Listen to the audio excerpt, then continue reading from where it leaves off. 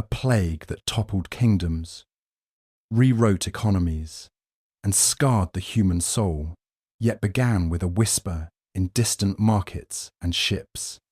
How did a single pathogen consume a continent in just 4 years? And why does its shadow still fall across our world today? It began not with a bang, but with the scurrying of small feet and the bite of unseen jaws. In 1346, no one in Europe knew that a shadow had already slipped into the circuits of trade that bound the old world together. A shadow carried in fur and blood.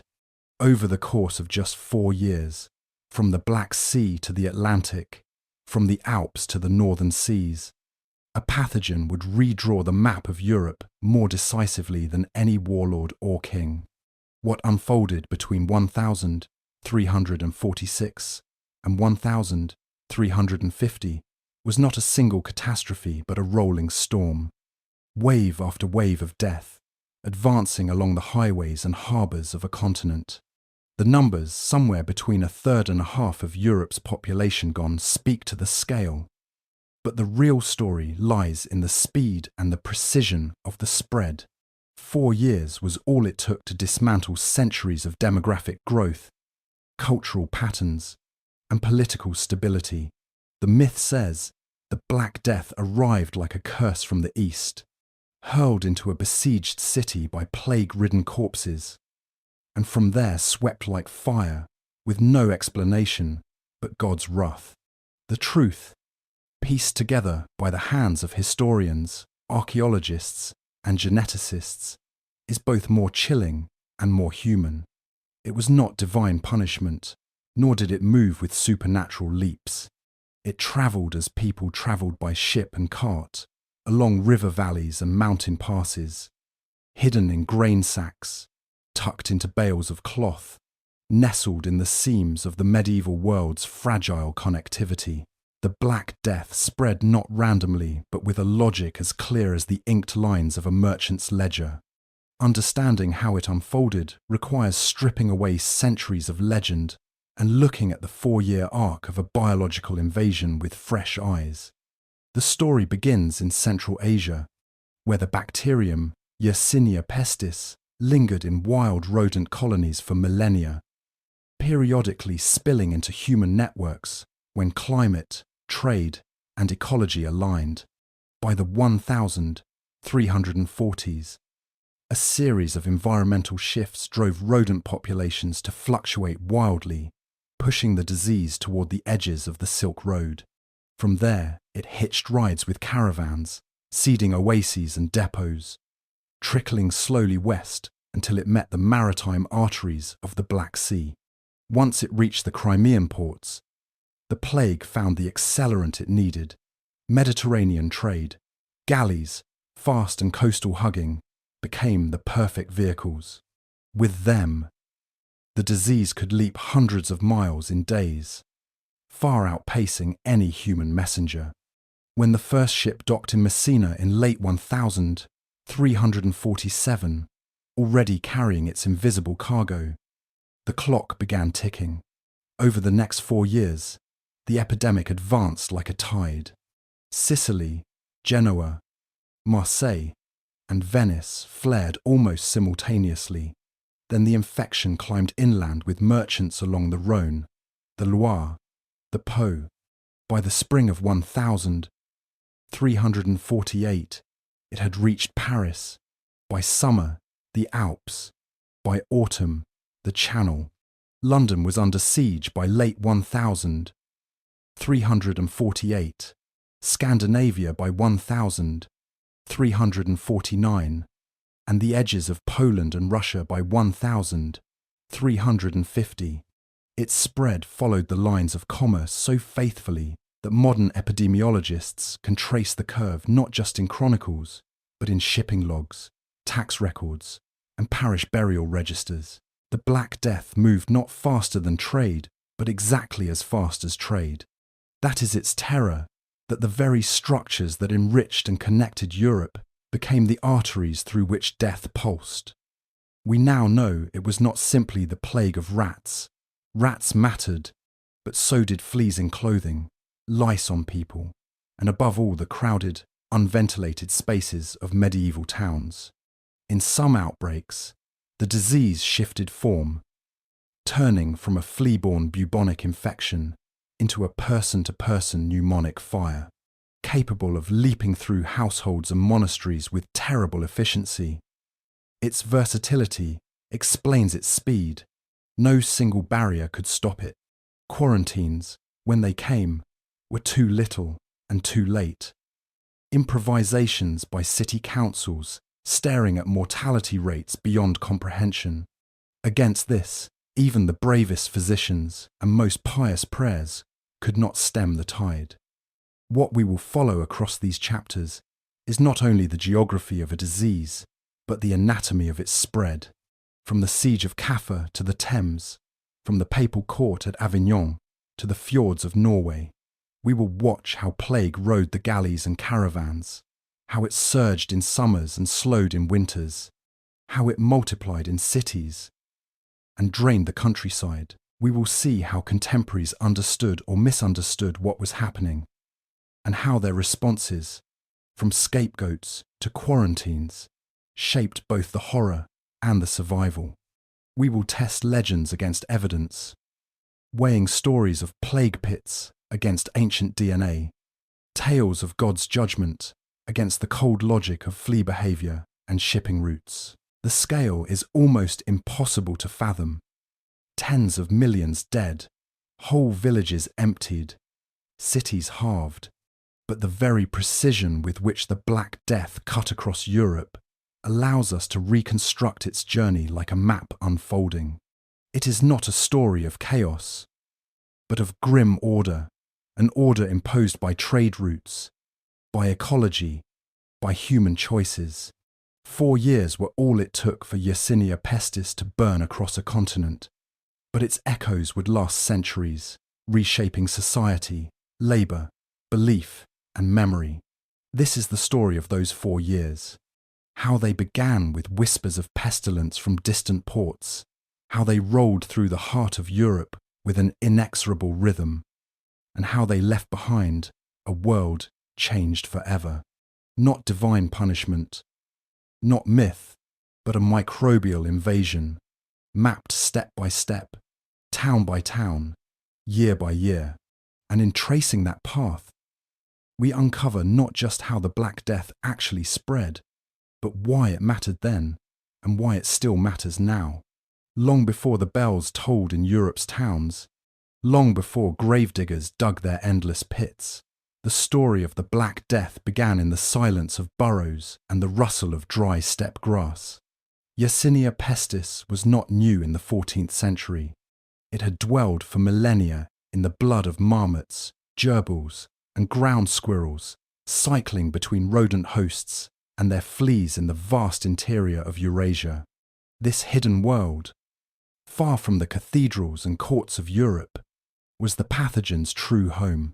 Most of the time it stayed there, flaring up locally, devastating a colony of animals, then retreating underground again, waiting for the next ecological shift that might give it a path outward. For centuries, humans barely noticed, though caravans sometimes carried whispers of distant pestilence. But in the mid-1300s, a chain of events would propel this quiet killer onto the highways of history. The steppe was never static. Its climate swung with rhythms that determined whether rodent colonies would flourish or collapse.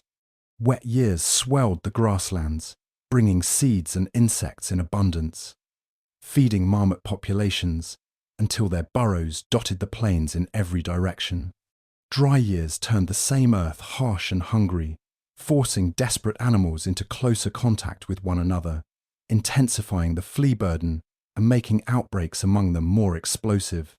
Archaeological traces of these boom and bust cycles show sudden declines in steppe rodent bones at certain layers, evidence of mass die-offs. What humans could not see was the bacterial tide that rose and fell with those animal populations. Yersinia pestis thrived in these moments of ecological imbalance. and in the 1340s, the balance tipped in a way that would carry the pathogen beyond its ancient reservoirs. Trade was the bridge. The Silk Road was not a single road but a web, stretching from China through Central Asia and down to the Black Sea. Caravans moved slowly across it, heavy with silk, spices, furs, and precious stones. They also moved with vermin, rodents seeking the warmth of cloth bales and the crumbs of a trader's pack. Fleas, disturbed from dying rodent colonies, found their way into this circuit. Every caravanserai, every trading post became a node where animals, goods, and humans mingled in the dust and straw. In this mingling, the steppes' secret sickness crossed into human society. No one recognized it then. A few merchants might fall ill on the road. A village near an oasis might suffer sudden fevers. Most blamed the water, the air, or the whims of unseen spirits. But beneath those explanations, the bacterium was learning to travel farther than ever before.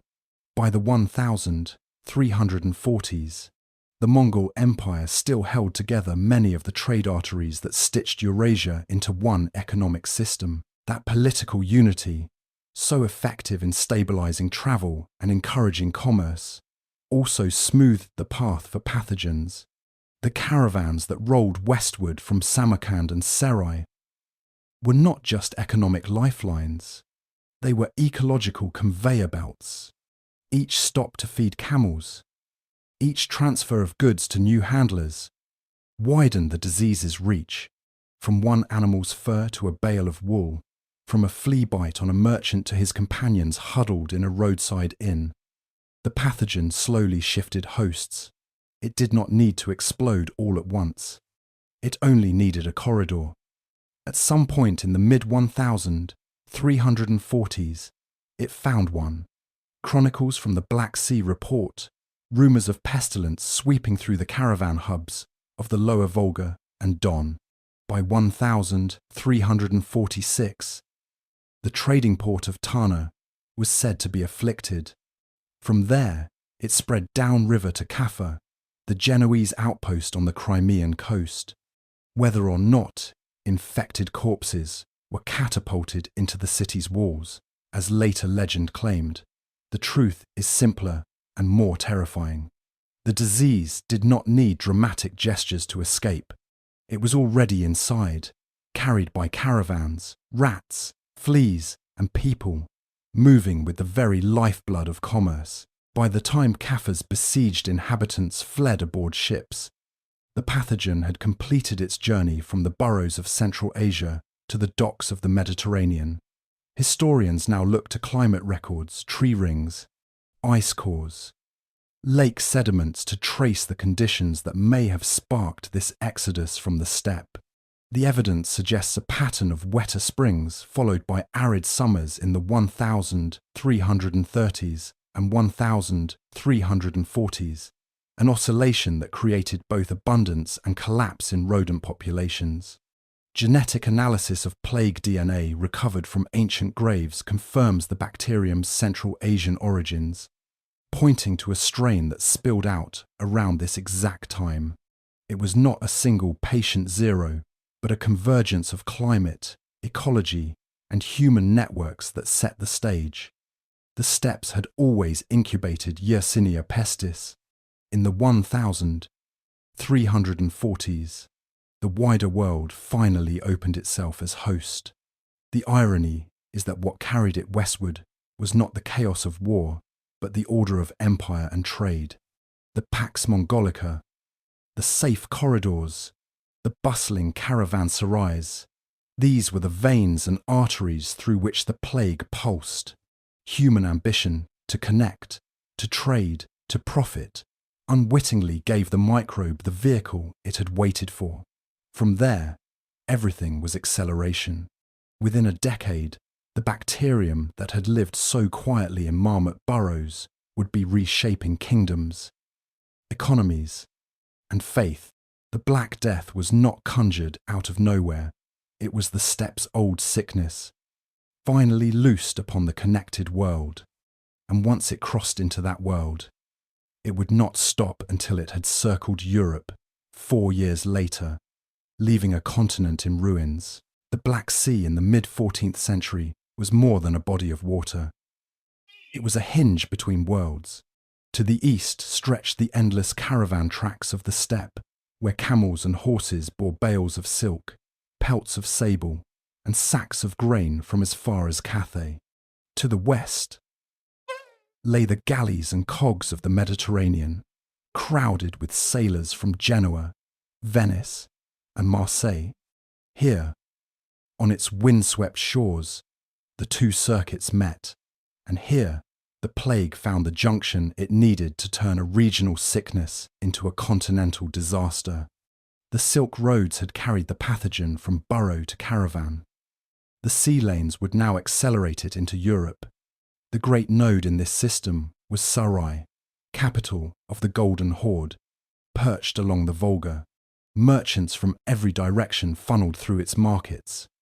Furs from Siberia, hides from the Urals, and precious stones travelled downriver toward the Black Sea. From Sarai, caravans moved south to Tana, the Genoese entrepot at the mouth of the Don. Tana's streets hummed with polyglot chatter: Greek, Tartar, Armenian, Latin, while its wharves creaked with vessels loading cargoes destined for the Mediterranean. It was here, in the teeming exchanges of goods, animals, and people, that the bacterium found the density it required. A rodent colony in a caravanserai, a flea hidden in a bundle of fur, a merchant coughing in the close quarters of an inn. These were the unnoticed links that strung the steppe's hidden plague to the harbours of Europe. By 1346, the shadow was already lengthening. Reports from trading posts along the lower Don and Volga told of sudden fevers, of caravans arriving half empty, of merchants dying en route. In the port of Tana, the pestilence smouldered, and from there it leapt to Kaffa, Genoa's fortified colony on the Crimean coast. Later legend would blame this on catapults, on bodies hurled over battlements during a Mongol siege, a tale repeated for centuries as the origin point of Europe's plague. But the reality was quieter and more insidious. The siege did not invent the contagion. It merely overlapped with it. Long before corpses flew, the city's warehouses and ships were already infected, stocked with grain that fed rats, woven goods that hid fleas, sailors whose own bodies now carried the sickness. The intersection of steppe and sea had done its work. It is tempting to cast merchants as villains in this story, greedy men who brought death for profit. Yet the truth is more complicated. They were not villains, but accelerants. Trade had always been the bloodstream of Eurasia, binding distant societies together. What it carried in 1346 was not malicious intent, but a bacterium that moved at the same pace as goods.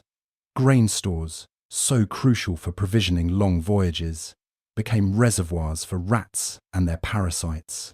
Fur bundles, prized in Europe's markets, provided warmth not just for merchants but for fleas. Even the movement of people themselves, crews, dock workers, pilgrims, added new hosts. Commerce did not invent the plague, but it created the perfect conditions for its speed. The Black Sea was the perfect stage for this acceleration. Galleys left Kaffa and Tana almost daily in the late season, hugging the coastlines westward, pausing at Trebizond, Constantinople, and the islands of the Aegean. Each stop multiplied the pathogen's chances, spreading fleas and fever across docks, inns, and markets. Once aboard a galley, plague travelled far faster than a caravan ever could. A voyage from Crimea to Sicily might take only weeks.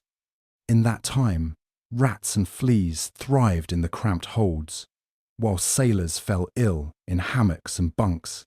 By the time sails furled in Messina or Genoa, the disease had already moved ahead of itself. incubating in human hosts who would disembark carrying invisible doom. Archaeology hints at this hidden transfer. Excavations at Kaffa and Tana show warehouses stacked with imported grain and animal products from the Eurasian interior. The sheer volume of these goods, funneled into tight urban spaces, magnified every chance of transmission. In the same strata lie the signs of sudden collapse, abandoned quarters, hasty burials, layers of ash. Written records, too, tell of chaos. Venetian and Genoese merchants begged their governments for aid as their colonies faltered. Letters describe great mortality, striking both Tartars and Italians alike. The plague cared little for faith or language. It fed on proximity. What makes this moment so pivotal is its invisibility. No chronicler in Sarai or Tana noted the instant when the plague left the rodent burrows of Central Asia and entered the hulls of ships. It was not a dramatic crossing, no single patient zero staggering down a gangplank. It was thousands of tiny moments, rats scrambling aboard, fleas nesting in cargo, sailors boarding with a cough that together created a tidal wave. From the perspective of those living it, life continued, ships sailed, coins changed hands, meals were shared in caravan inns. Only later, when mortality spread like fire along the coasts, did anyone look back and seek explanations in sieges or curses. But in truth, the explanation lies in the geometry of exchange. The Black Sea was the meeting point of two systems, the overland Silk Roads and the maritime Mediterranean. That convergence, honed by centuries of human ambition, gave Yersinia Pestis the bridge it had awaited. The caravans carried it to the shore. The ships carried it to the world. Between 1,346 and 1,347, the pathogen stepped aboard galleys in Crimea and set sail. Within months, it would be in Sicily, in Genoa, in Marseille. Within 4 years, it would be everywhere. Looking back, it is easy to see inevitability. The plague's path seems almost scripted, following the arteries of trade with merciless precision. But at the time, it was simply the logic of connectivity, playing itself out. What humans had built to bind themselves together, the roads, the markets, the ports, also bound them to their own destruction. The Black Sea did not merely witness this transition. It was the crucible where an old steppe sickness became a continental apocalypse. The story of Kaffa has been told so many times, it has hardened into legend. A Mongol army, furious at resistance, flinging plague-ridden corpses over the walls of a Genoese outpost in Crimea, the first act of biological warfare, the spark that set all Europe alight. It is a story that lingers because it feels cinematic, a tableau of horror that explains the inexplicable. Yet when the layers of rumour and hindsight are peeled back, the truth looks different. The catastrophe that swept into Europe did not hinge on a single moment of catapulted bodies, but on something far quieter and more relentless: the nature of ports, the flow of trade, and the microbes already at work long before a siege began. Kaffa, perched on the Crimean coast, was a Genoese colony founded in the late 13th century. It sat at the meeting point of Tatar power and Italian mercantile ambition, a fortified city of warehouses, quays, and narrow streets jammed with traders from every corner of the Black Sea. Furs, grain, and slaves from the Eurasian steppe passed through its gates. So too did silks and spices filtering westward from deeper Asia. By the 1340s, it had grown into a hub, as cosmopolitan and crowded as any port in the Mediterranean. That density was its strength as a trading post, and its undoing when disease arrived. In 1346, an army of the Golden Horde laid siege to Kaffa, attempting to wrest it from Genoese control. The confrontation was not unusual. The city's wealth and position had drawn conflict before. What made this siege famous was that the attackers themselves began to die in large numbers, struck down by the mysterious sickness that had already been spreading through Black Sea trade routes.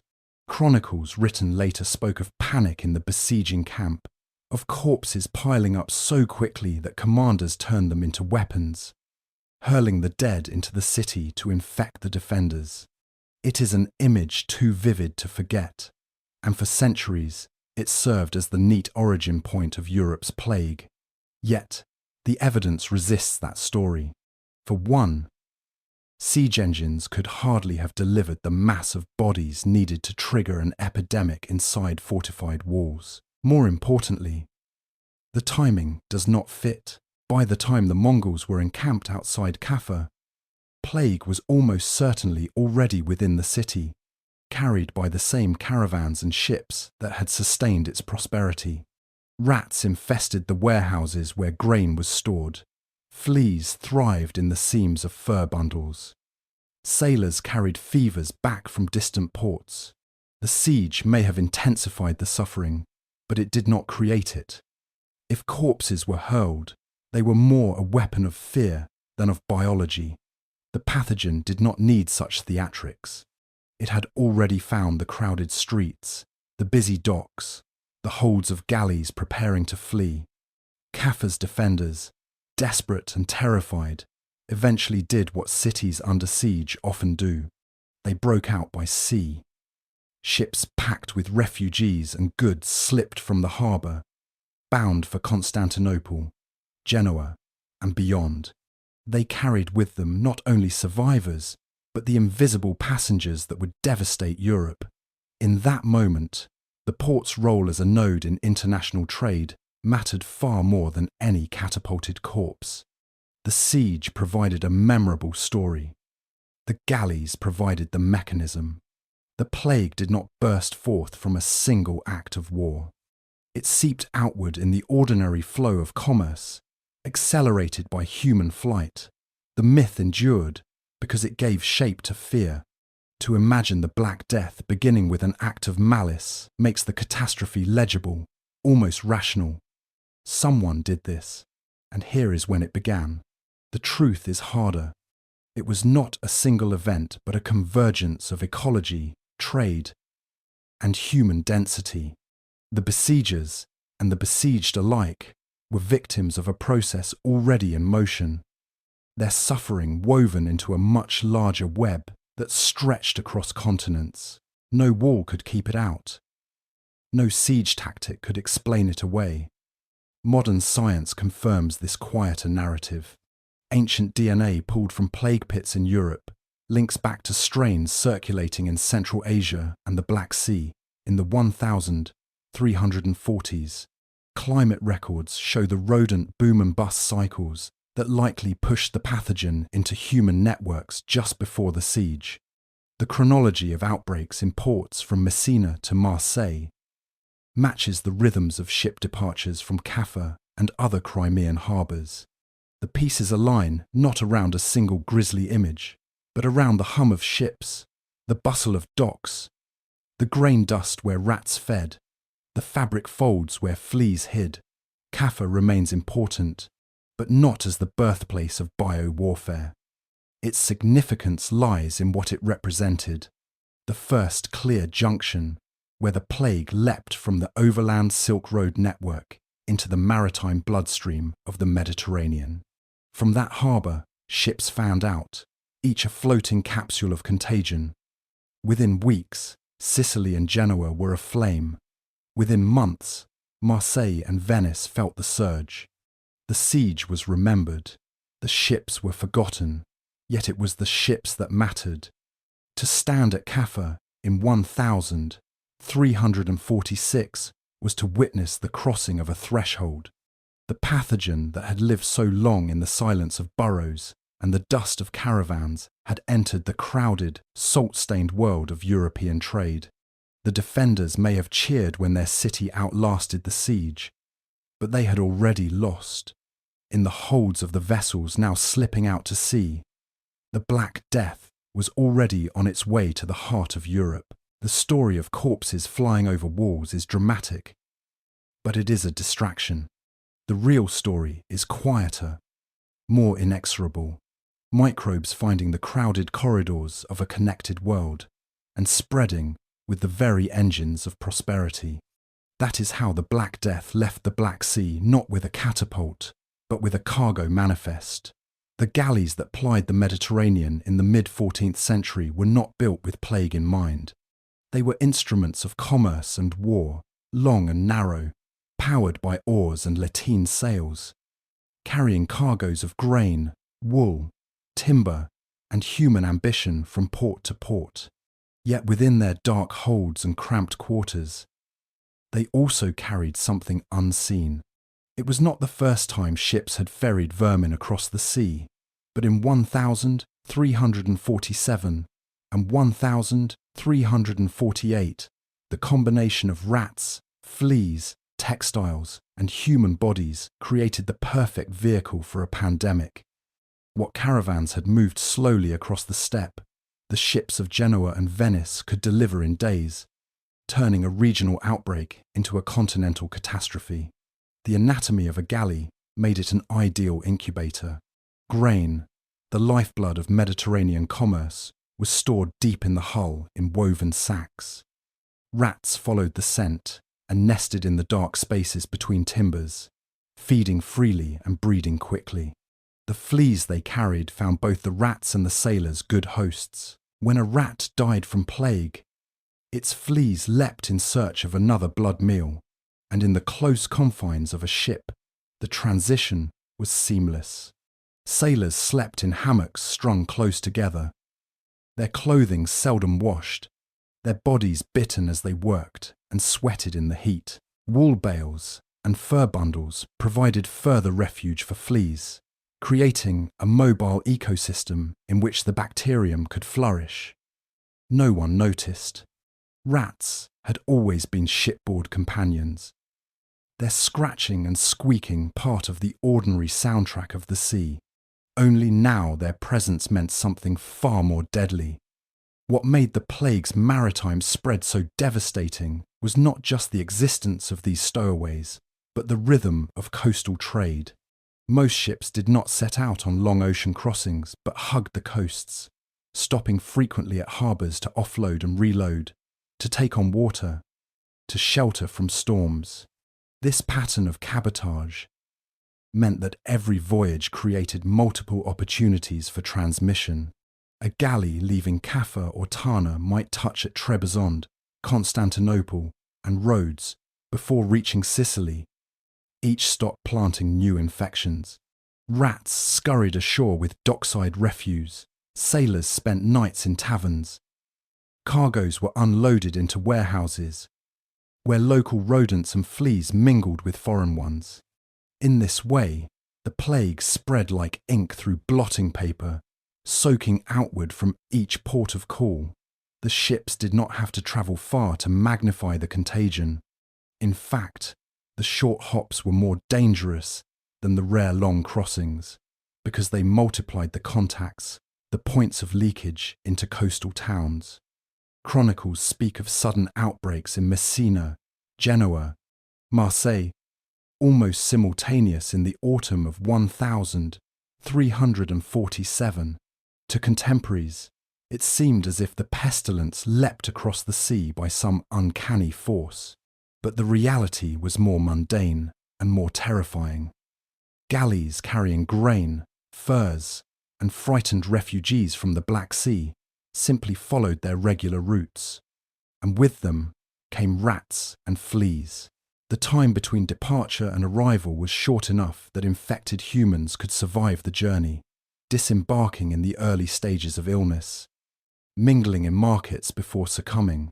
Unlike caravans, where disease might burn out before reaching distant oases, ships compressed time and distance, delivering both goods and pathogens intact. Every dock was a fresh ignition point, and every ship a tinderbox. The sailors themselves were both victims and vectors. Life aboard was harsh, close quarters, meager rations, constant toil. But it created intimacy, the sharing of food, of bedding, of lice-infested clothing. Fleas thrived in these conditions, feeding on human hosts when rat populations crashed. A cough in the close air below deck might signal the pneumonic form, capable of leaping directly from person to person. A single infected sailor could become the source of a chain of deaths in the next port. Yet nothing about this was intentional. The sailors had no idea what moved with them. They were simply trying to survive, to deliver cargo, to earn their wages. In their bodies and belongings, however, the plague travelled invisibly, as faithful a passenger as any merchant. The scale of Mediterranean shipping magnified the disaster. Hundreds of vessels coursed between Sicily, Genoa, Venice, and Marseille each season, linking major urban centres with smaller coastal towns. Each one was a thread in a dense net. Once the plague entered that net, it spread faster than anyone could imagine.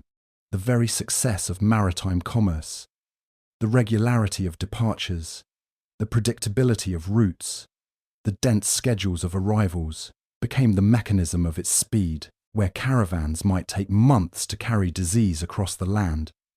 Ships could seed multiple coasts in weeks, and once the disease reached a port city, it radiated inland along rivers and roads, carried by merchants and pilgrims. Thus, the Black Death did not creep across Europe at the pace of armies, but surged like a tide, borne on the keels of ships. Archaeological traces confirm this hidden movement. At dockside sites, rat bones appear in greater density in mid-14th century layers, mingled with grain residues. In the same strata lie hurried mass graves, pits filled with dozens of bodies, testifying to sudden mortality. The correspondence is striking. Where ships docked, plague followed. The disease's path across the Mediterranean is almost a shipping map inverted into mortality. Later centuries would look back on this with horror, painting merchants as careless or malevolent, blaming sailors for bringing death. But to see them as villains is to miss the deeper truth. The galleys were not cursed. They were simply efficient. They did what they had always done, move goods, people, animals from one harbour to another. It was the bacterium that exploited those movements. The Black Death spread not because of malice, but because of connectivity, because the world of 1,347 was bound together by sea more tightly than ever before. What made Europe rich made it vulnerable. By the time winter slowed the shipping lanes, plague had already seeded itself in Sicily, in Genoa, in Marseille, in Venice. The season brought a brief reprieve, as cold dulled flea activity and storms kept ships in port. But the respite was temporary. When spring returned and galleys once again hugged the coasts, the disease surged inland with renewed force. In less than a year, the Mediterranean network had become a conduit for mortality on a scale unseen in living memory. The holds of the galleys had carried more than grain and fur. They had carried the future, and it was a future written in death. The rats and fleas had done their work, and Europe would never be the same.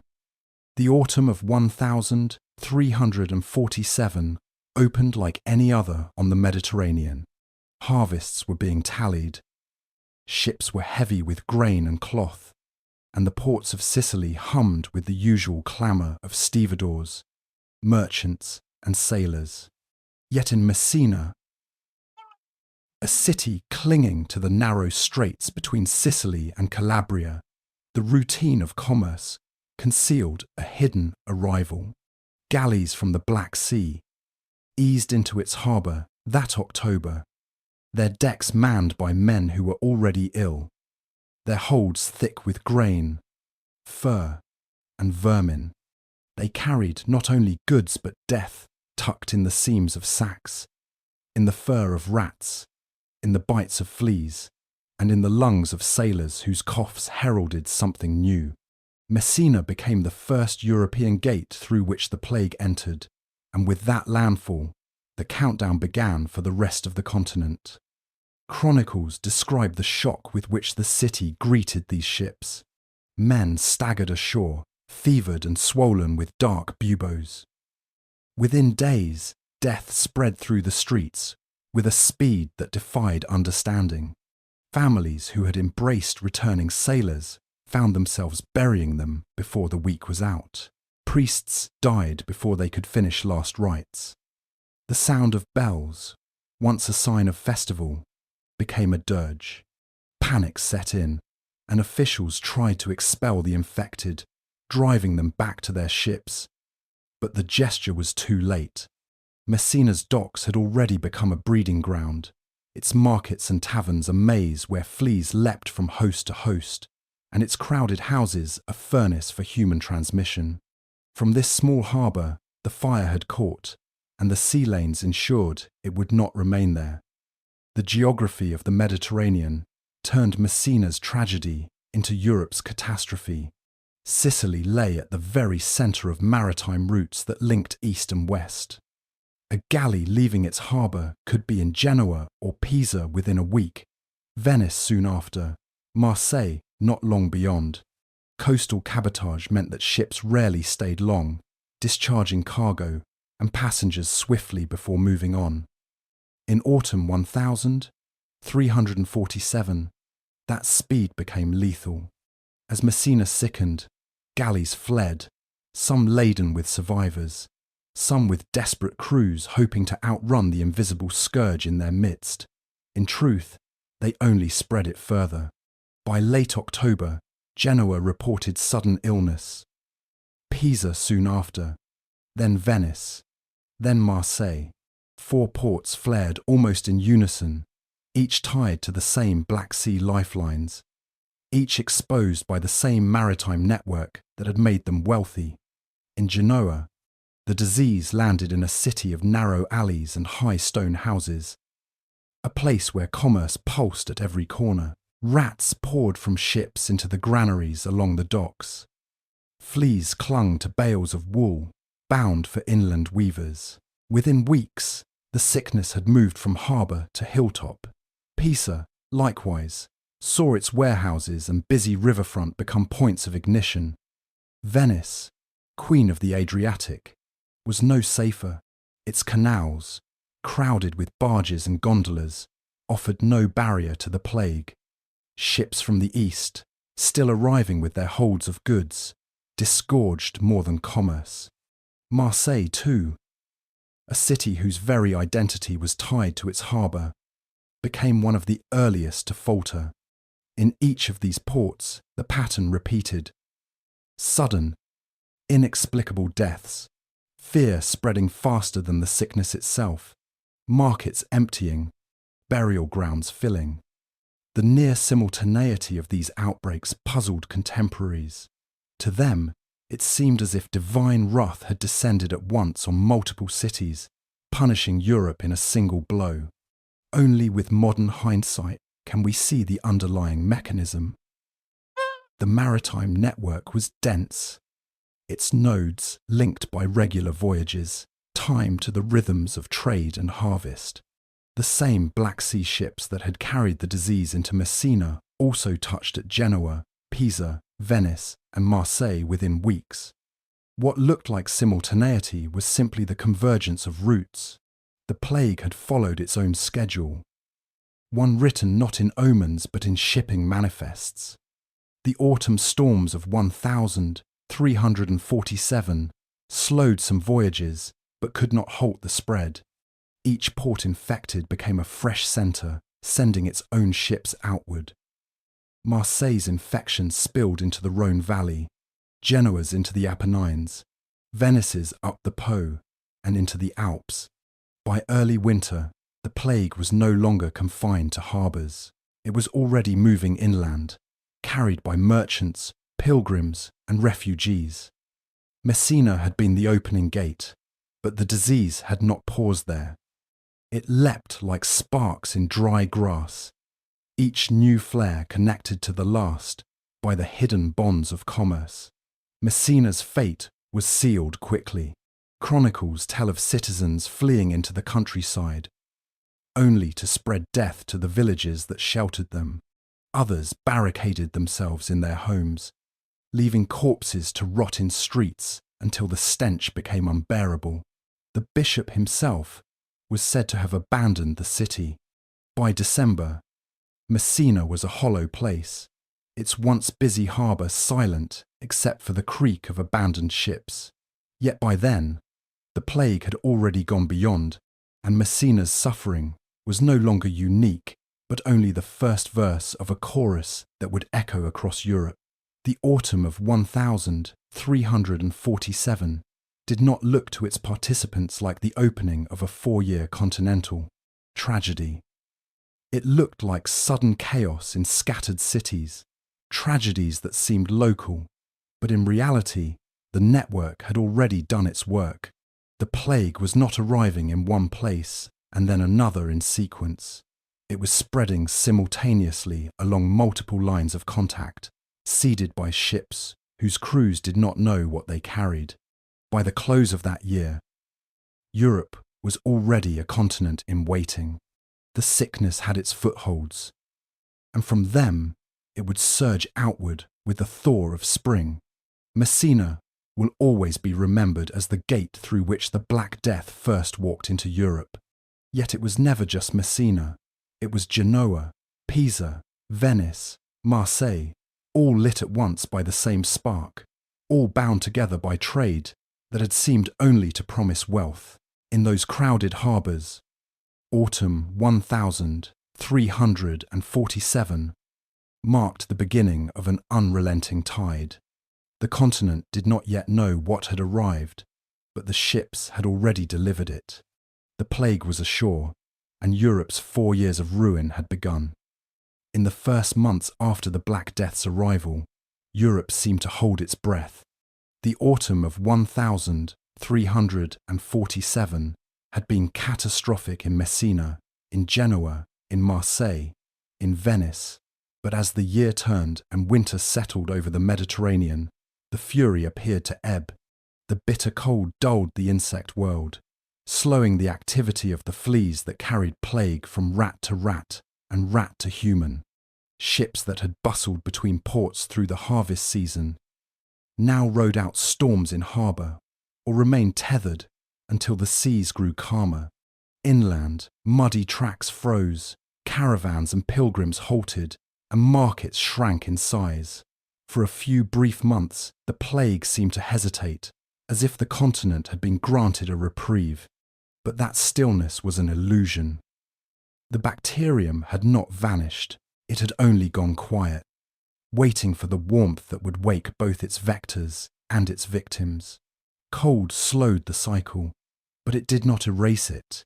Rats continued to nest in grain stores, their fleas clinging to fur and wood, hungry but sluggish. In the close air of houses and monasteries, human hosts who had already been bitten carried the infection forward in smaller waves. Death never ceased entirely. In winter towns, the toll was steady if reduced, but the sense of imminent collapse receded, and some dared to hope that perhaps the storm had passed. By January, prayers rose with more confidence. Fasts were ended, and survivors began returning to streets once emptied by fear. For the first time since autumn, life seemed to resume a rhythm. It was false comfort. Plague is a patient enemy, and the season only masked the speed at which it was gathering.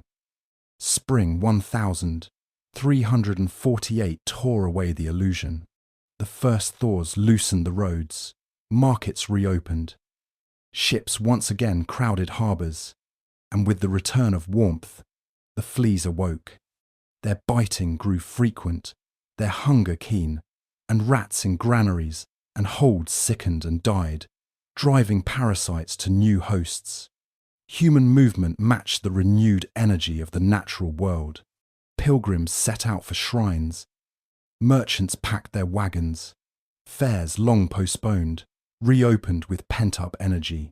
The very vitality of spring gave the plague its channels, multiplying contacts at the exact moment the bacterium's vectors were most active. What had seemed to slow in winter now erupted with terrifying speed. Marseille felt it first. The city, battered in autumn, saw its inland routes surge again with trade as soon as the snows melted from the passes. The Rhône Valley became a highway of infection, carrying the plague northward into Avignon, seat of the papacy, where panic soon overwhelmed the court of Clement VI. To the west, the disease leapt along coastal towns and river routes, spreading into Languedoc and the Atlantic approaches. To the north, Italian cities experienced their own explosion. Pisa and Genoa, briefly steadied in winter, erupted into renewed mortality when spring ships returned from Sicily and the eastern Mediterranean, their holds alive with rats and their crews carrying sickness ashore. Venice, with its endless canals and bridges, became a labyrinth of contagion once the damp warmth of spring accelerated transmission. The fairs of Champagne and northern Italy, long the lifeblood of medieval commerce, became perfect amplifiers.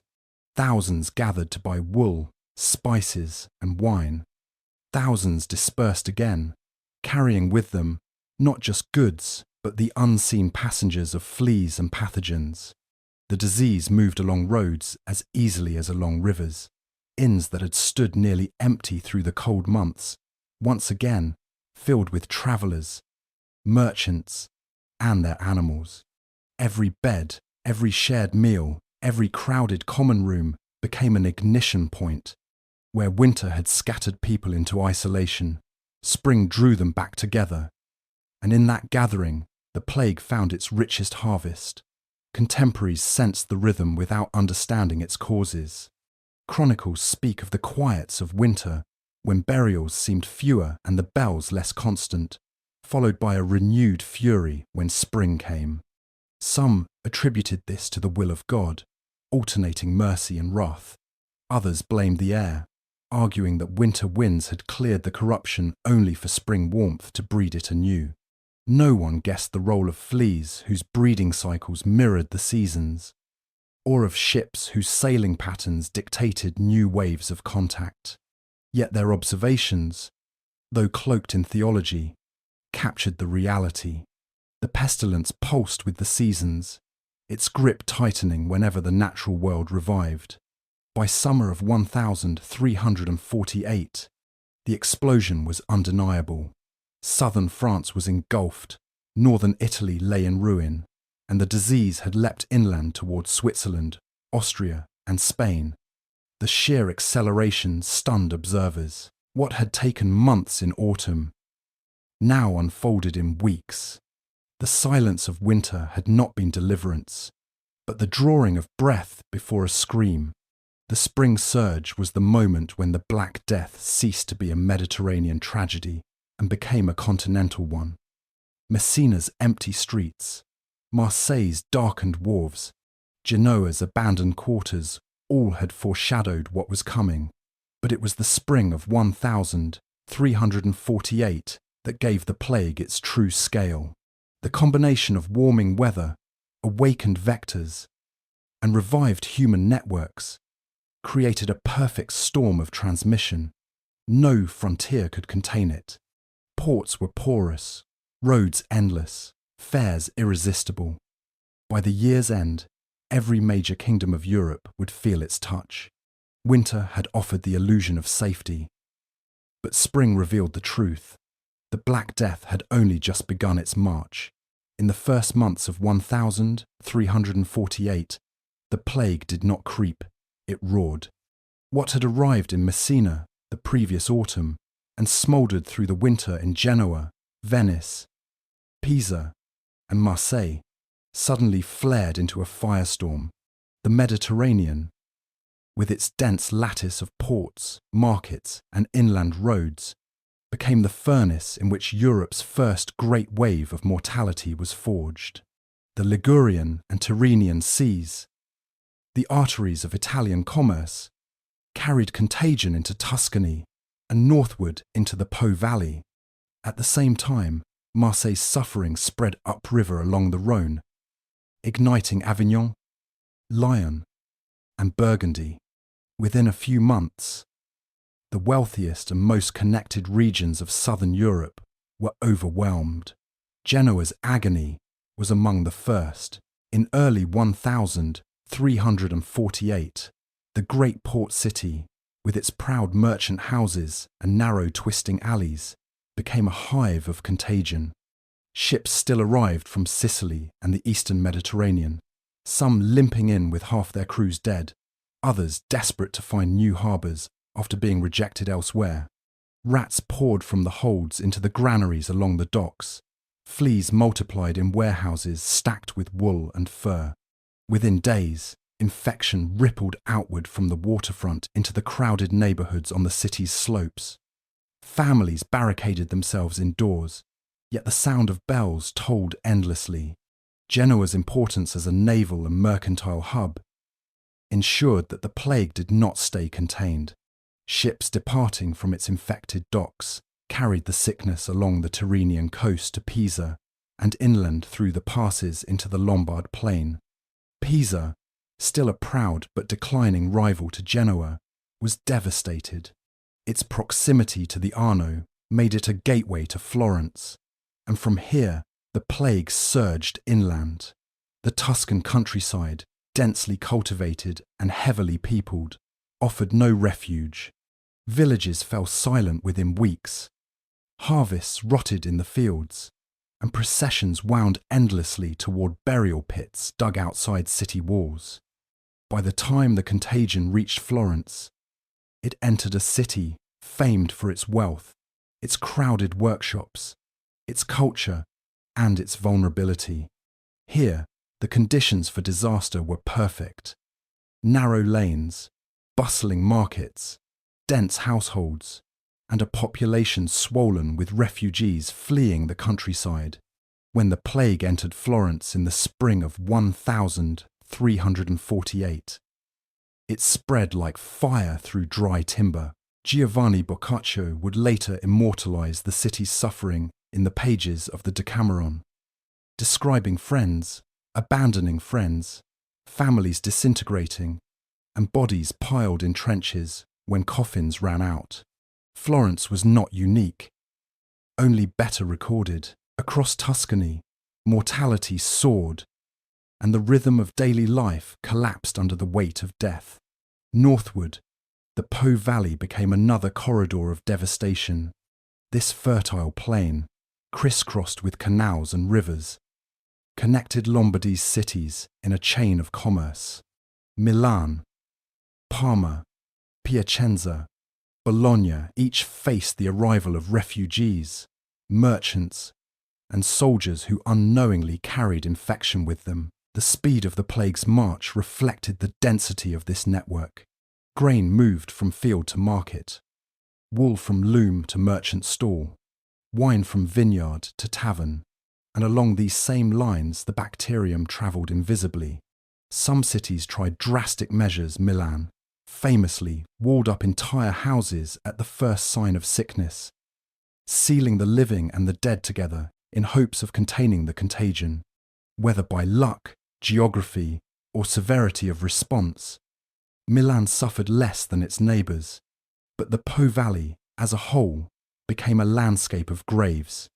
By the middle of the year, mortality in northern Italy was so great that fields went untilled, and famine threatened to follow pestilence. Meanwhile, on the western edge of the sea, Marseille became the second great ignition point.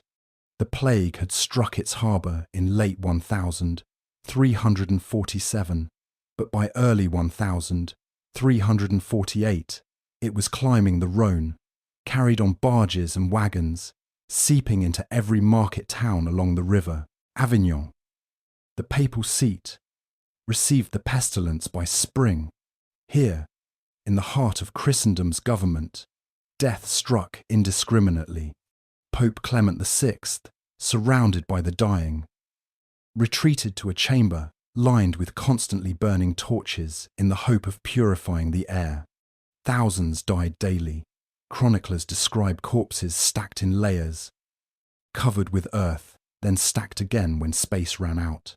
The papal court, once a beacon of stability, became a city of mourning, its clerks and cardinals falling as swiftly as peasants and merchants.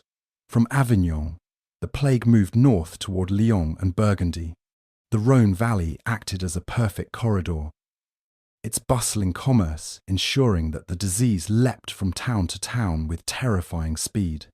Barges loaded with wine, grain, and cloth became floating vehicles for infection.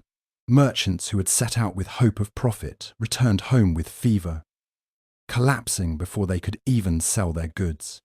Lyon, with its bridges and fairs, became a new epicenter, and from there, the pestilence radiated outward into Burgundy and the valleys of the Saône. In monasteries, chroniclers recorded the collapse of entire communities, abbots and novices buried together, libraries left untended as ink dried in unfinished manuscripts. The devastation in these inland regions confirmed what coastal outbreaks had already shown. The plague was not a maritime affliction alone. Once seeded in the great river valleys, it could move as swiftly over land as by sea. By the early summer of 1348, the Mediterranean firestorm was undeniable. From the Ligurian coast through Tuscany and the Po, from Marseille up the Rhône into the heart of France, the plague consumed some of the richest, most densely peopled regions of Europe, the very qualities that had made these areas prosperous. Dense trade, fertile land, vibrant cities became the channels of their ruin. Each road, each fair, each ship or barge was a conduit. The rhythm of commerce that had bound these societies together now bound them to their common destruction. Observers could only describe the chaos in the language they knew. Divine wrath, poisoned air, are malign conjunctions of the planets. Yet beneath their words lay the contours of a system collapsing under its own connectivity. Winter had given a brief illusion of respite, but spring unleashed the full force of plague upon a continent unprepared. The Mediterranean, cradle of commerce and culture, became the cradle of mortality. What began in Messina had now consumed Florence, Genoa, Avignon, Lyon, and 100 towns in between. The firestorm had lit its course, and before the year was out, it would leap beyond the Mediterranean's rim and into the heart of Europe. Avignon in 1348 was not just a city. It was the beating heart of Western Christendom.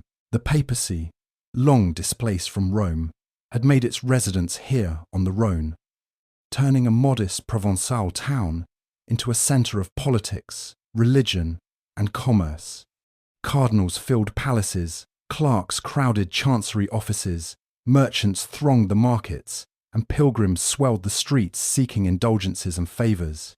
But when the plague moved upriver from Marseille that spring, Avignon became something else, a stage on which faith, fear, and fragile human ingenuity played out against an invisible terror. If Florence was the symbol of civic ruin, Avignon became the symbol of spiritual panic and the desperate attempt to understand and survive catastrophe. The Rhône itself carried the disease as efficiently as any caravan or army.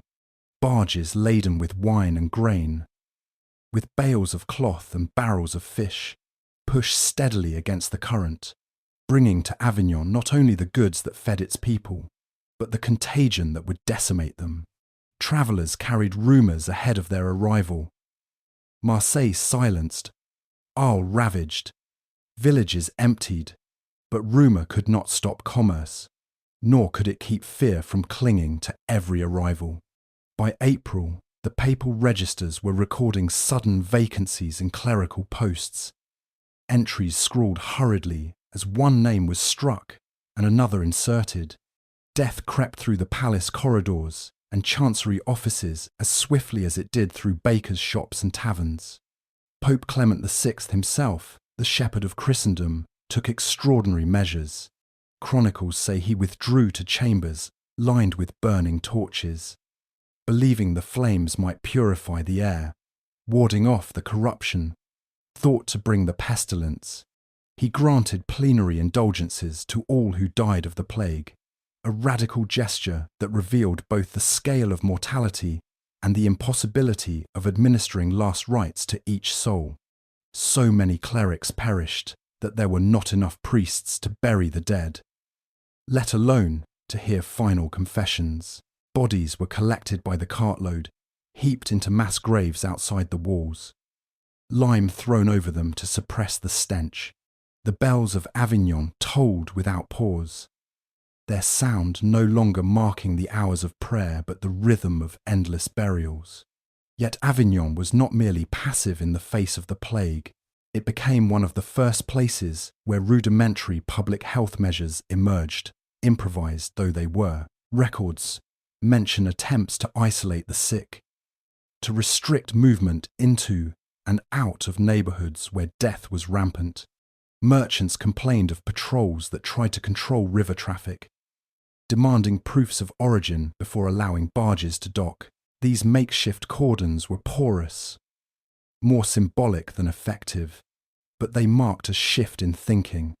For perhaps the first time, authorities attempted to regulate human movement in the name of controlling disease. In Avignon, the language of quarantine began, though centuries would pass before it took the form familiar today. Information spread as quickly as the contagion, and Avignon became a hub of news. Letters from clerks and merchants radiated outward, carrying both reports and exaggerations. Mortality figures, guesses at causes, rumours of cities silenced overnight, all reached distant courts within weeks. The papal curia, with its sprawling network of correspondence, became an unwilling chronicler of Europe's unravelling. Bishops wrote from across Christendom, begging guidance, confessing terror, describing fields untended and villages deserted. Some asked theological questions: was this God's punishment, a prelude to judgment? While others pleaded for practical aid, for priests to replace the dead, for money to bury the unburied. Avignon's chancery became an archive of despair, lines of Latin ink that still whisper the enormity of those months. Among the populace, faith both deepened and fractured. Processions wound through Avignon's streets, chanting prayers and carrying relics, beseeching divine mercy. At the same time, some turned against their neighbours, accusing Jews, lepers, and foreigners of poisoning wells or corrupting the air. Avignon itself, with its cosmopolitan mix of pilgrims and merchants, was vulnerable to suspicion. The Pope condemned such violence, declaring the Jews blameless and granting them papal protection. But elsewhere in Europe, the same rumours ignited massacres. In Avignon, as in other cities, the plague revealed both the heights of compassion and the depths of fear. Monks and nuns cared for the sick until they themselves collapsed. Neighbours abandoned neighbours, leaving the dying to perish alone. The papal court struggled to make sense of events in theological terms. Sermons compared the pestilence to the flood of Noah, to the plagues of Egypt, to the destruction of Jerusalem. Preachers warned that sin had brought divine anger and urged repentance, but alongside the rhetoric of wrath came quieter notes, an insistence that suffering could also purify, that the faithful who endured might yet see renewal. It was in Avignon's pulpits that the first efforts to frame the catastrophe in terms of both judgment and hope were voiced, a narrative that would echo long after the graves had closed. By summer, mortality in Avignon was staggering. Estimates suggest over half the city's inhabitants perished. The papal registers show whole clerical families erased in a season, their estates reverting to the church, only to be redistributed as swiftly as they were claimed. The economic life of the city faltered as guilds lost masters and apprentices, shops closed, and fields outside the walls lay abandoned. Yet through it all, the machinery of the papacy continued to turn, diminished but not destroyed. The Church endured even as its servants fell, and that endurance mattered profoundly.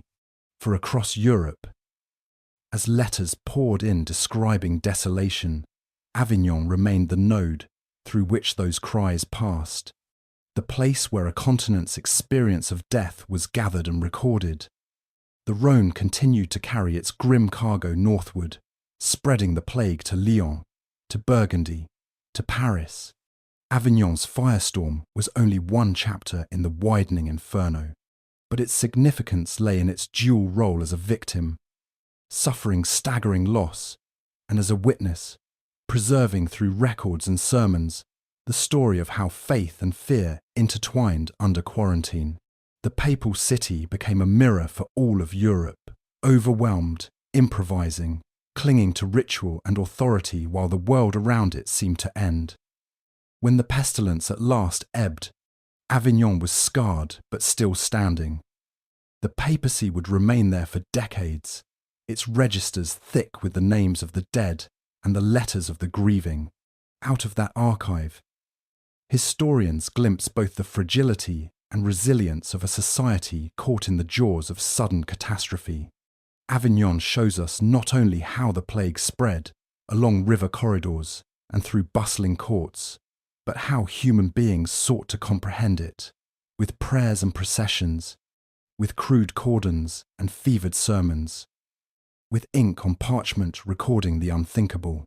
Faith under quarantine did not stop the Black Death, but it shaped how Europe remembered it, and how survivors struggled to find meaning in a season when mortality seemed the only constant. The plague reached the Iberian Peninsula as if from two fronts at once, a pincer of contagion that closed on the kingdoms of Spain and Portugal with terrifying speed.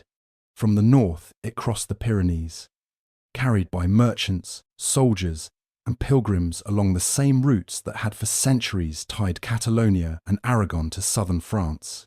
From the east and south it arrived by ship, leaping from the infected harbours of Provence and Liguria into Barcelona, Valencia, and the coastal towns of Andalusia.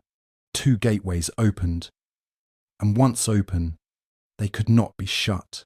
Iberia, with its vibrant ports, its crowded inland towns, its networks of pilgrimage and trade, became another stage of the inferno that by 1348 stretched from Sicily to Scotland. Barcelona felt the first shock. Ships leaving Marseille and Genoa, desperate for safe harbour, docked at the great Catalan port in early spring. The disease came ashore as it had elsewhere, tucked in bales of cloth and sacks of grain, hidden in the fur of rats, invisible until sailors and dockworkers began to collapse.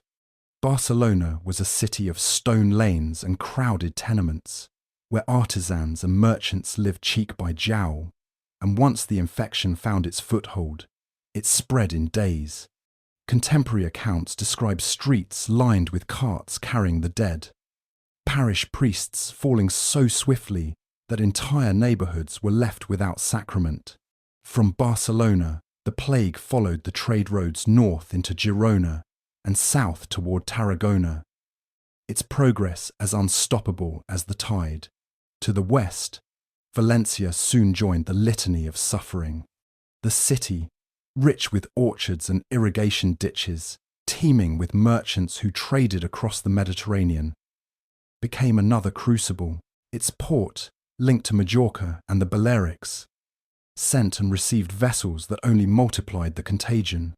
Inland, the fertile plains that had made Valencia a breadbasket now amplified its tragedy. Villages emptied almost overnight. Irrigation canals went untended, and harvests rotted in the fields as labourers sickened and died. The proud kingdom of Aragon, bound to both Mediterranean commerce and Pyrenean passes, was caught in the direct path of infection from every direction. The Pyrenees themselves offered no shield. Pilgrim routes that led to Santiago de Compostela, long arteries of devotion, became arteries of death. The Rhone Valley, aflame with plague in Avignon, spilled travellers into Catalonia, each carrying news, goods, and sometimes the unseen infection itself. Within weeks, the passes were channels not of exchange, but of contagion. Towns on the northern slopes saw travellers arrive sickened. By the time they descended into Iberia, the plague had already established itself. In this way, Aragon and Catalonia were struck not only from the sea, but also from the mountains, and the two streams of infection converged on their cities with no possibility of resistance. Castile, with its inland heartland, seemed at first distant from these early strikes. But geography offered little protection. From Barcelona and Valencia, merchants travelled inland to Zaragoza, and then westward along the great routes that led to Toledo and Valladolid. From the south, ships carried contagion into Seville, gateway of Andalusia. Seville's Guadalquivir River ensured the infection would not remain confined to the coast. Barges carried goods and fleas upriver, spreading the pestilence to Cordoba and beyond. The twin assaults, one from the Mediterranean, one from inland roads, ensured that by the end of 1348, Castile too was overwhelmed. Portugal, at the far western edge of Europe, was not spared. Its ports received ships from both the Mediterranean and the Atlantic. And though distance delayed its exposure, it was only a matter of months before Lisbon, Porto, and Coimbra were struck. Chroniclers describe panic as news arrived from Castile, of cities emptied, of families extinguished. Yet when the plague reached Portugal, it followed the same cruel pattern as everywhere else. Coastal cities fell first, their sailors and merchants spreading infection to market towns inland. The Tagus and Douro rivers carried the sickness far into the countryside, while roads used by shepherds and traders became trails of contagion. In a single summer, the western edge of the continent was engulfed. The scale of mortality in Iberia mirrored that of Italy and France. Some towns lost half or more of their people, others nearly disappeared. Monasteries were left without abbots, farms without heirs, churches without priests. Chronicles describe entire villages abandoned, wolves prowling the empty fields. The silence broken only by the tolling of bells or the cries of survivors digging hurried graves. Royal courts, too, were shaken. In Aragon, the crown scrambled to maintain order as nobles and officials died, leaving power vacuums and unrest. In Castile, taxation faltered as revenues collapsed. Portugal's monarchy sought to preserve stability, but could not shield its people from a calamity that respected no border, no title, no sacrament. Yet even as death spread, information spread with it. Messengers carried not only letters but rumours, and Iberia's rulers knew long before the pestilence arrived what awaited them. Cordons were attempted. City gates sometimes barred against travellers, but the measures were fragmentary and ineffective. Pilgrims continued their journeys, merchants pursued profit, ships sought safe harbour, and all the while the disease rode with them. The attempt to wall off cities was like trying to stop the tide with bare hands. The same networks that had made Iberia a bridge between Europe, Africa, and the Mediterranean now ensured its rapid immolation. Religious responses mirrored those seen elsewhere, yet took on their own intensity. Pilgrimages to Compostela were redoubled by some, even as the journey itself became perilous. Processions filled the streets of Barcelona and Seville. Relics were displayed in desperate hope of mercy, and fasts were proclaimed. Some blamed the Jews, as they did in France and Germany, leading to outbreaks of violence and persecution, despite royal and papal attempts at restraint. Others blamed astrology, or foul winds from the sea, or the sins of rulers. In every case, the search for meaning was as relentless as the progress of the disease. By autumn of 1348, the entire peninsula was burning. From the Mediterranean ports of Barcelona and Valencia, from the Pyrenean passes, from Seville's Guadalquivir, from Lisbon's docks, the plague spread outward until no region was untouched. 2 gateways had opened, one by land, one by sea, and together they had turned Iberia into a single furnace of mortality. The kingdoms of Aragon, Castile, and Portugal, diverse in culture and politics, shared the same fate, a year in which half their people might vanish, leaving behind hollowed towns, abandoned fields, and survivors haunted by the scale of what they had endured. The Black Death did not respect frontiers, but Iberia's geography, its mountains, rivers, and seas, gave shape to its path. What began as 2 streams of contagion, one pouring south from the Pyrenees, the other sweeping west from the Mediterranean, converged into one vast tide that left the peninsula devastated. The inferno burned swiftly, but its memory lingered. The chronicles written in monasteries, the records of kings, the laments of poets all preserved the moment when Iberia, with 2 gateways open, became one more chamber in Europe's great house of plague. The plague did not stop at Europe's southern and eastern shores. The same sea lanes that bound Marseille to Tunis, Sicily to Alexandria, and Venice to Acre became conduits for death, carrying Yersinia pestis across the Mediterranean, with the same remorseless efficiency it showed in Italy and France. To trace the Black Death's path into North Africa and the Levant is to see a mirror image of its European spread, for the same networks of trade and pilgrimage that had long connected the great cities of the basin, Cairo, Damascus, Tunis, Alexandria, now served as arteries of catastrophe. What Europe endured in 1347 and 1348, North Africa and the Near East endured in almost the same span, bound together by commerce, religion, and the sea itself. Sicily, stricken early from the east, passed its infection, southward as readily as north. Ships that had left Catania or Messina sailed toward Tunis and Tripoli, as they always had, bearing grain, textiles, and the fleas that clung to their holds. Marseille, a hub of Provençal trade, was tied to Maghrebi ports by centuries of mercantile exchange. What left its quays in spring of 1348 arrived in North Africa by summer. The plague's arrival was as swift as it was brutal. Tunis, the seat of the Hafsid dynasty, saw mortality spread through crowded markets and mosques, as if the very air had been poisoned. Chroniclers record emirs and judges, merchants and beggars, falling side by side. In less than a year, Tunis lost much of its population, its workshops silenced, its harbour idle. From there, the contagion rippled westward toward Fez and Marrakesh, eastward toward Tripoli and Alexandria, consuming every coastal node in turn.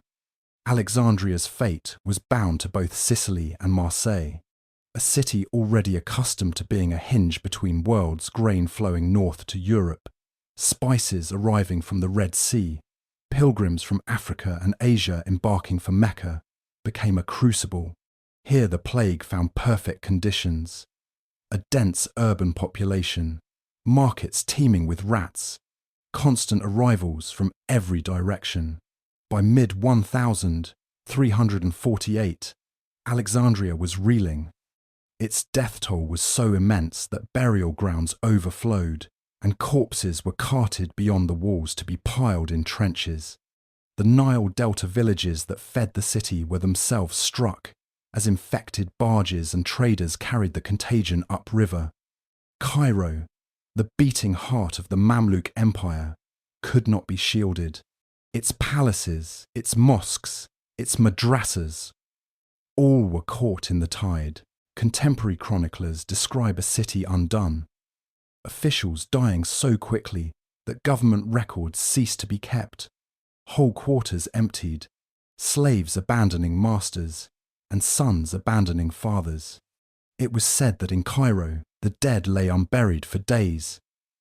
Because there were not enough living to carry them, the numbers defy comprehension. Some estimates claim a third to half the city's people perished in a single summer. Yet Cairo was not unique, only one of the most vivid examples of what the Black Death meant when it reached the southern shores of the Mediterranean. Eastward, Damascus shared the same fate. The caravan routes that tied it to Aleppo, to Acre, to Cairo, and Baghdad became channels for the plague's relentless advance. Damascus, a city famed for its gardens and mosques, its bustling markets, and its scholars, saw those same attributes turned against it. Crowds became accelerants. Travellers brought the infection to its gates. And once inside the walls, it spread with ferocity. Chroniclers describe funerals that stretched from dawn until night, cemeteries overflowing. The rhythm of religious life interrupted by death at a scale no one had imagined. The city's scholars and clerics, who had preserved so many traditions, were decimated. Knowledge itself seemed imperiled, as teachers fell before their pupils could inherit their wisdom. The shared circuitry of the Mediterranean is what made this spread inevitable. The same sea that carried olive oil and grain, the same caravans that bore spices and silks, now bore fleas and corpses. What happened in Marseille echoed in Tunis.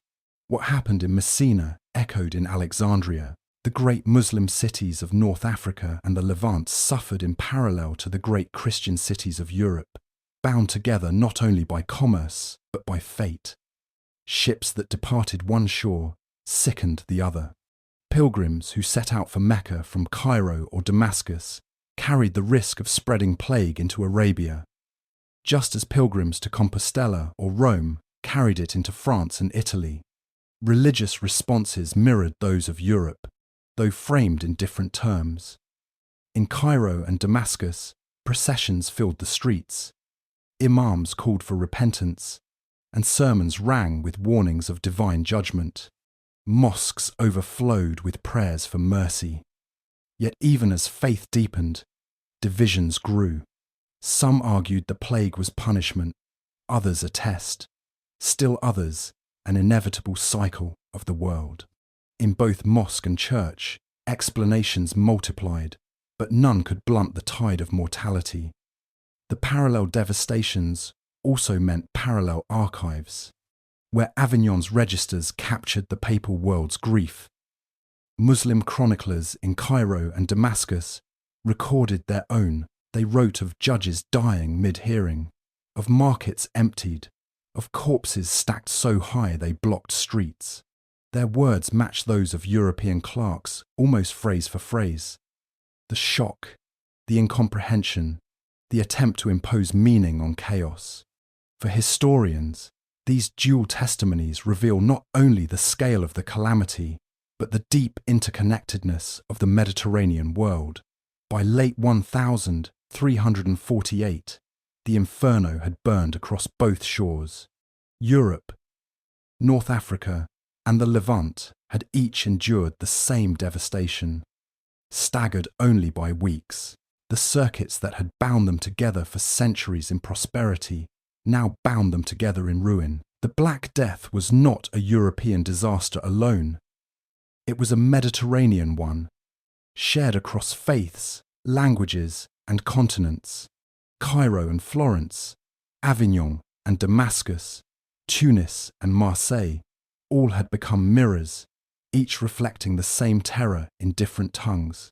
The shared circuitry meant that no city could imagine itself isolated. No people imagined themselves spared. The sea that once carried trade and pilgrimage had become a vast engine of contagion. And yet, even amid devastation, the same networks carried information, prayers, and chronicles. Survivors on either shore knew they were not alone. The catastrophe was universal. in the mirrored suffering of North Africa and the Levant, Europe could glimpse itself, and in Europe's chronicles, the Muslim world could find its own story told in another key. The Black Death had bound the Mediterranean together more tightly than any treaty or alliance ever could, through mortality, through memory, and through a shared confrontation with a calamity beyond human measure. The Alps, formidable as they were, did not hold back the Black Death. The mountains had long been barriers, but also bridges cut through by mule tracks, pilgrim trails, and the carefully tended passes that linked Italy with the heart of the Holy Roman Empire. By 1348, as Lombardy burned with plague, those corridors became channels through which contagion seeped northward. The disease moved not with armies or great caravans alone, but with small groups. Merchants leading their pack animals, friars on pilgrimage, peasants driving cattle, all carrying with them more than grain or cloth. The great St. Bernard, the Brenner, the Julia, each became a conduit, as rats and fleas crossed alongside human travellers into the valleys of Switzerland, Bavaria, and Austria. In Lombardy, the contagion was already raging, fanned by the dense trade web of the Po Valley. Milan tried famously to quarantine itself, sealing suspected houses and restricting entry at its gates, and with some success. But the smaller towns, the trading posts nestled at the foot of the Alps, could not erect such barriers. Como, Bergamo, Verona, all were tied by trade to the upland passes, and their sickness became the sickness of the high valleys. Pack animals loaded with salt, wine, and cloth stumbled upward into thin air, their drivers coughing, their rats leaping down into alpine barns. Even the icy mountain streams, thought to purify and protect, offered no defence. Bernard Pass, already famous for its hospice and its monks who aided travellers, was among the first arteries north. Here, in the bleak stone shelters perched amid snow and rock, the disease slipped through. Pilgrims and merchants stopped to rest, unaware of the fleas riding in their bedding and clothing. From there, the path descended into the Rhone Valley of Switzerland, where market towns like Sion and Lausanne became the first Swiss outposts of the plague. The death rate here was shocking in its speed. Isolated valleys, with little means of escape, saw whole hamlets extinguished in weeks. Chroniclers note that the dead were buried, not in cemeteries, but in shallow earth outside their homes. So swift was the pace of mortality. To the east, the Brenner Pass funneled the contagion into Tyrol and Bavaria. This great north-south artery had for centuries carried wine and oil from Italy up toward Innsbruck, salt and silver southward toward Verona. In 1348, its bustling commerce became an accelerant. Innsbruck, at the pass's northern foot, was struck suddenly, its merchants and miners collapsing even as new caravans arrived from the south. From Innsbruck, the plague spread east towards Salzburg and Linz, and north into Munich and Augsburg, the economic heart of Bavaria. The timing was cruel. Markets that should have been swollen with spring trade were silenced, their stalls abandoned, as buyers and sellers alike fell. The Brenner, once a lifeline for the empire's economy, had become a vein of death. The Julia and other eastern passes carried the sickness into Graubünden and beyond. Here, the plague moved with herders and small traders, the lifeblood of these high valleys. Sheep and cattle drovers carried it inadvertently into remote alpine communities, where the effects were devastating. In these small settlements, where populations numbered in the dozens or hundreds, a single introduction could extinguish a lineage. Oral tradition in some Swiss valleys remembered for generations that the pestilence had come with one shepherd, or one stranger on a mule. For those who survived, the memory was of silence in the mountains, where once bells rang from pasture to pasture. The imperial territories to the north and east felt the consequences swiftly. Bavaria, Austria, and the Swiss cantons found themselves caught in the same tidal wave that had already swept Italy and France. Yet the plague's path over the Alps highlights a crucial truth. Barriers of stone and snow mattered less than the stubborn persistence of human movement. Even when roads were dangerous, when winter storms closed the trails, people kept moving, seeking trade, pilgrimage, or simple survival, and with them moved the plague, step by step, hoof by hoof. Religious houses along the Alpine routes became both refuges and death traps. Monasteries that had offered shelter to travellers suddenly found themselves full of the sick.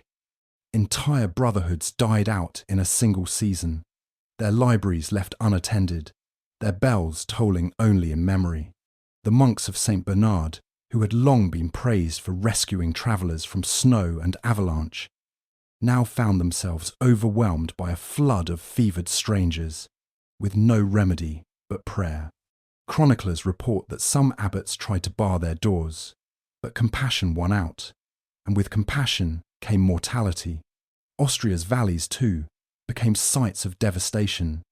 Vienna, tied by trade routes through the Alps and by the Danube's flow, faced its own outbreak by the middle of 1349.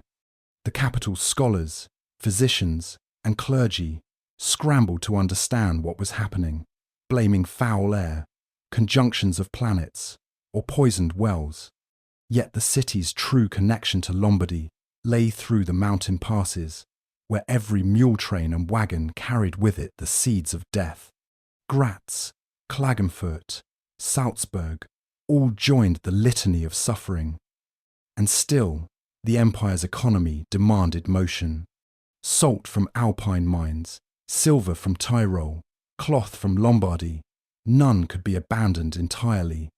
Even when death stalked the roads, merchants balanced risk and necessity, sometimes bribing guards at checkpoints, sometimes concealing illness to keep trade alive.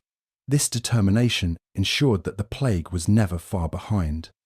The very stubbornness that sustained the empire's wealth sustained also its ruin. By the end of 1348, the Alps were no longer a frontier, but a thoroughfare of contagion. The plague had crossed into the empire, seeded itself in Swiss valleys, in Bavarian towns, in Austrian cities.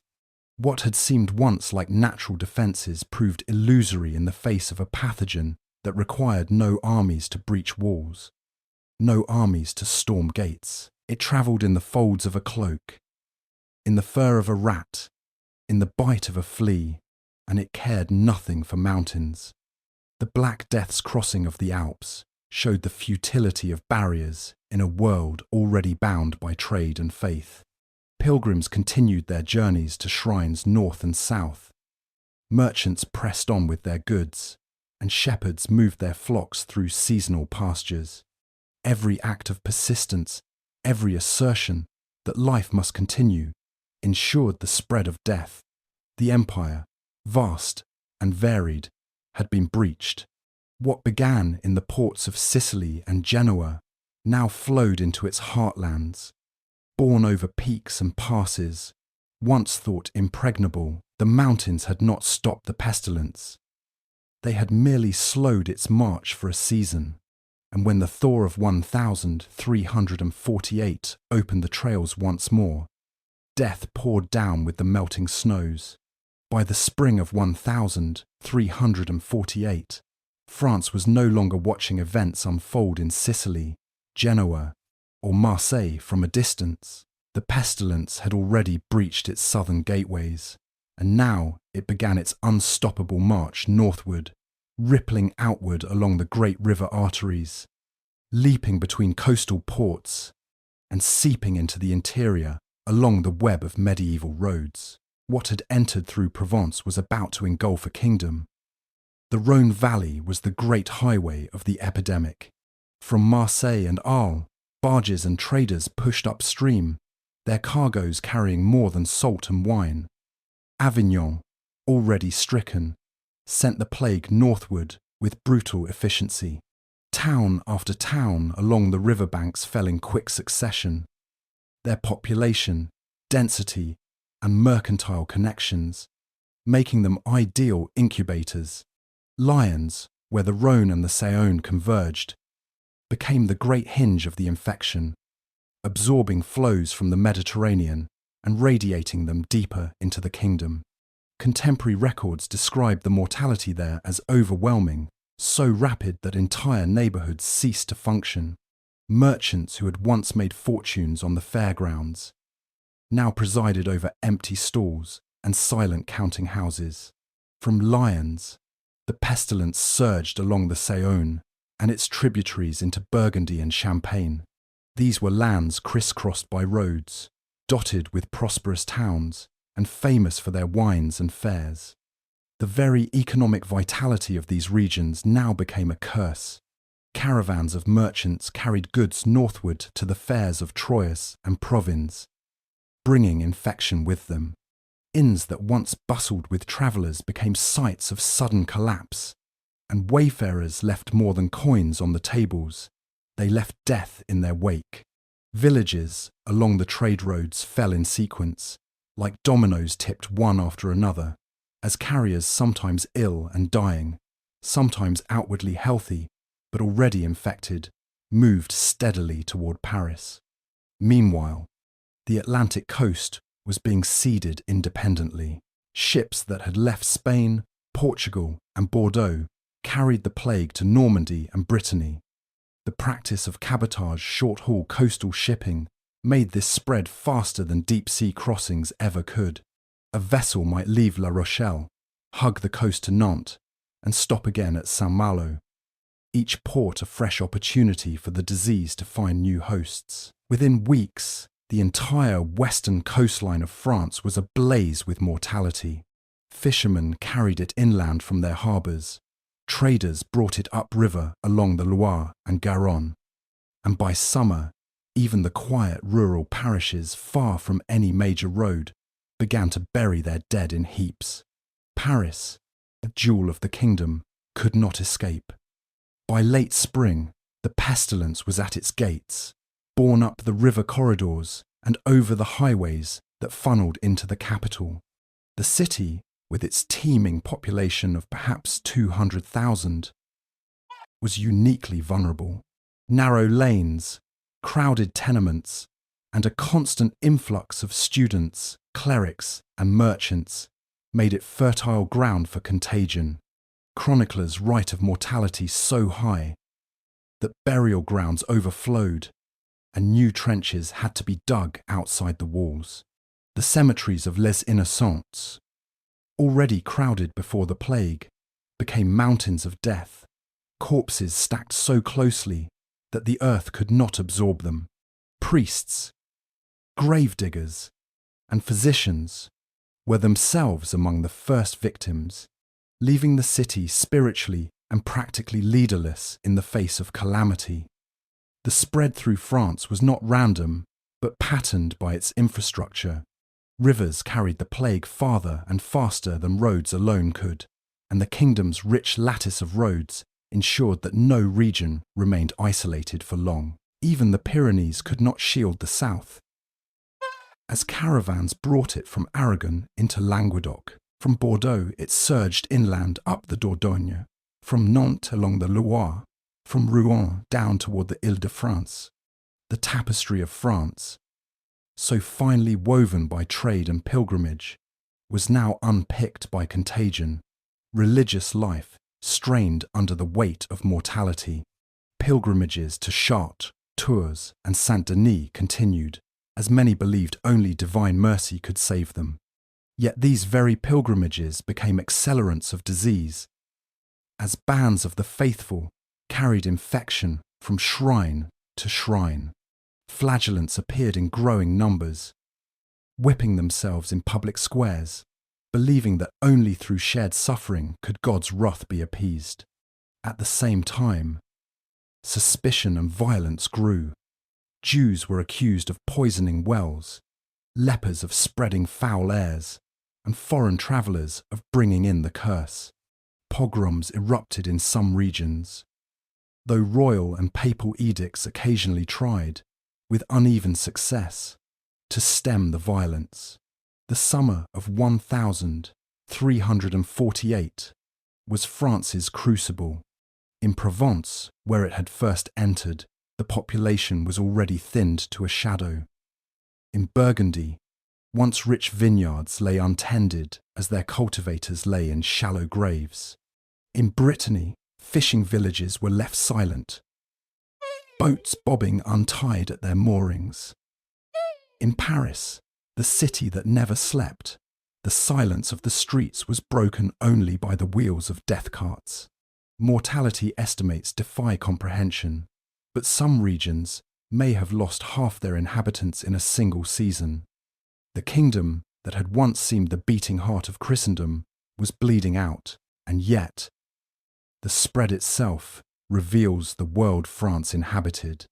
Far from being a patchwork of isolated villages, the kingdom in 1348 was an interconnected organism. Its arteries, the rivers, its veins, the roads, its pulse, the trade fairs and markets. When the plague entered, it coursed through these channels with terrifying ease. The very networks that had enriched France now betrayed it, carrying not goods but death from shore to capital, from village to vineyard, from shrine to royal court. By the time the summer waned, there was scarcely a region of France untouched. The pestilence had travelled from the ports of Marseille to the halls of Paris, from the vineyards of Bordeaux to the fishing villages of Normandy. It engulfed the kingdom not in a blaze but in countless sparks, each igniting along a river or road until the whole land was aflame. France, like Italy before it, was now inside the furnace of the Black Death, its fate sealed by the very lifelines that had once bound it together. The summer of 1348 brought the pestilence to England, carried over waters that had long bound the island to the continent. For months, reports had drifted across the channel from Normandy, Brittany, and Bordeaux, tales of cities emptied, of ships adrift with no one alive to steer them, of markets silenced by death. Few believed the horror could leap the narrow sea. But the English coast was no fortress. In July, the Black Death came ashore, whether at Melcombe Regis, a small port on the Dorset coast, or at Bristol, the great western harbour. The result was the same. England's first strike had begun. Melcombe Regis, nestled on the sheltered waters of Weymouth Bay, was a modest town, but a busy one. Its quays were lined with vessels trading wine, salt, and cloth with France and Spain. It was here, chroniclers say, that a ship from Gascony brought not only cargo, but rats, fleas, and sailors already coughing blood. Within days, townspeople were sickening, and the narrow streets became corridors of contagion. Melcombe's claim as the entry point has been preserved in tradition, though Bristol too makes its case. As England's second city, Bristol welcomed ships from Bordeaux, the same ships that had been docking in plague-stricken ports for months. The bustling harbour, alive with the cries of merchants and stevedores, became another likely place where the disease crossed. Whether it came first to Melcombe, to Bristol, or to both nearly simultaneously, what matters is that by midsummer the pestilence was firmly planted on English soil. From the coast, it spread inland with startling speed. Dorset's market towns Dorchester, Blandford, Shaftesbury saw their fairs turn into funeral processions. Villagers who had come to sell grain or wool returned home carrying more than profit. Each road became a thread pulling the disease deeper into the countryside. To the west, Bristol's infection bled outward into Somerset and Gloucester, creeping toward the Severn and the Welsh marches. To the east, Malcolm's spark kindled fire across Hampshire and Wiltshire. England's tightly woven market system, with its weekly fairs and seasonal gatherings, became the vehicle of destruction. What had once been the strength of rural communities, their reliance on trade routes, was now their undoing. London, the kingdom's beating heart, loomed as the inevitable destination. All roads led to the capital, and so did the rivers. It was the Thames, more than any highway, that turbocharged the spread. Barges and boats carried goods and people along its length, linking London to the towns of Oxford, Reading, Windsor, and far beyond. Once the pestilence entered the Thames corridor, London's fate was sealed. By autumn, reports of sudden death in the city's parishes multiplied. The narrow lanes of Cheapside, the crowded tenements of Southwark, the stinking ditches along the Fleet all became breeding grounds. Rats nested in storehouses, fleas leapt from host to host, and the city's dense population ensured that no ward was spared. The capital's role as a hub meant that the plague radiated outward as swiftly as it had rushed inward. Ships from London carried goods to the East Coast ports. Ipswich, King's Lynn, Norwich, and so too carried infection. Merchants travelling to fairs in Cambridge or St Albans brought with them more than wares. Monastic houses that lay along the main roads became early casualties, their libraries left untended as monks succumbed in droves. The royal court, still itinerant, tried to avoid contaminated towns, but courtiers and servants fell regardless. The machinery of governance slowed to a crawl, even as the crown struggled to maintain order and levy taxes. Contemporary witnesses grasped at explanations. Some blamed the sailors who had come ashore at Melcombe or Bristol, imagining them as villains rather than victims. Others spoke of poisoned air carried across the channel, a miasma that no barrier could halt. Chroniclers described the first appearance of swellings in the groin and armpit, the fever that consumed in days, the blackened corpses carried to mass graves. Priests who had once led processions of joy now marched in funerals day after day, until many of them too collapsed. The sight of whole families wiped out in a week shook the deepest assumptions of stability and order. The plague's arrival was not only a biological event, but a psychological rupture. For generations, England had viewed the Channel as a defence, a watery moat separating it from the chaos of continental wars and feuds. The pestilence showed that the sea was no wall at all, but a highway, the very lifelines that tied England to Gascony's wine, to Brittany's salt, to Flanders cloth, were the same lifelines that carried in death. Ships were not simply traders of goods, but vessels of disease, and rivers, which had long been arteries of commerce, became veins of contagion. By the close of 1348, England was ablaze, from the Dorset coast to the London quays, from the Thames to the Severn. The pestilence was entrenched. It had entered through ports whose prosperity depended on openness, and spread along roads and rivers that knit the kingdom together. In its first strike, the Black Death revealed how deeply England was tied to the wider world, and how those ties, once sources of strength, could become channels of vulnerability. The Channel had been crossed, the illusion of insularity shattered, and the kingdom now faced the same trial as its neighbours: survival in a world that seemed suddenly ruled by death. London was already restless in the summer of 1348, the air heavy with rumour drifting across from France and Flanders. Ships brought news faster than the pestilence itself. Tales of Marseille emptied, Paris silenced, Bruges crippled. Some scoffed, imagining continental exaggeration, but by autumn, the truth had arrived with its own unmistakable signs. A city of perhaps 200,000 souls, pressed tight within walls that were too small for its swelling population, London became a crucible in which the Black Death would burn hotter than almost anywhere else in England. Parishes were the city's backbone, each a small world of streets, alleys, and churches where people knew each other by name and trade. It was through these parishes that the first cases were recorded, clergy noting sudden deaths, wardens scrambling to find men strong enough to dig graves. At first, the burials seemed manageable. The normal rhythm of mortality merely quickened.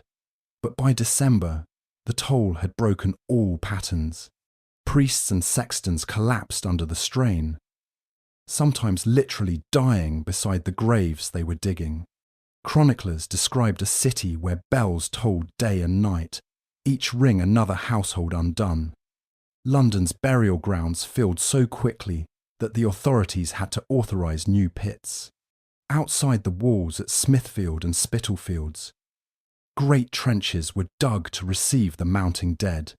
One cleric noted that a single pit at East Smithfield swallowed thousands in a matter of weeks. Bodies stacked in layers, covered with quicklime to dull the stench. The great cemetery at Holy Innocents in Paris had been a precedent. But now, London had its own mountains of the dead. Families had no chance to bury their own kin with ceremony. Corpses were carted by the wagon load, priests mumbling hasty prayers over heaps before the next wave arrived. Guild records preserve another side of the disaster. London's merchants and craftsmen, so proud of their charters and privileges, left behind account books suddenly interrupted. Prentice contracts went unfulfilled because both masters and boys lay dead. Rent rolls show sudden gaps where entire households vanished. Some guilds lost half their members in a single season, forcing them to suspend activities or merge with others. The social fabric that bound London's economy together unravelled at the seams, not only through mortality but through the disruption of trust, obligation, and continuity. The plague did not just kill, it erased institutional memory. Urban density shaped everything. The narrow lanes of Cheapside, crowded with butchers and fishmongers, gave fleas and rats endless hosts. Tenements stacked families on top of one another, each cough and each flea bite magnified by proximity. In such places, the disease did not need weeks to gather momentum. It spread in days. Even more terrifying were the secondary pneumonic clusters, where the infection shifted from bubonic form to airborne transmission. In close quarters, monastic dormitories, cramped households, even prison cells. Victims exhaled their death into the lungs of those beside them. Here, mortality was almost total. Whole communities extinguished within a week. Chronicles from London speak of houses where all occupants died so quickly that neighbours only discovered them when the smell of decay seeped into the street. The city's authorities tried to impose order, but their tools were pitiful against such a force.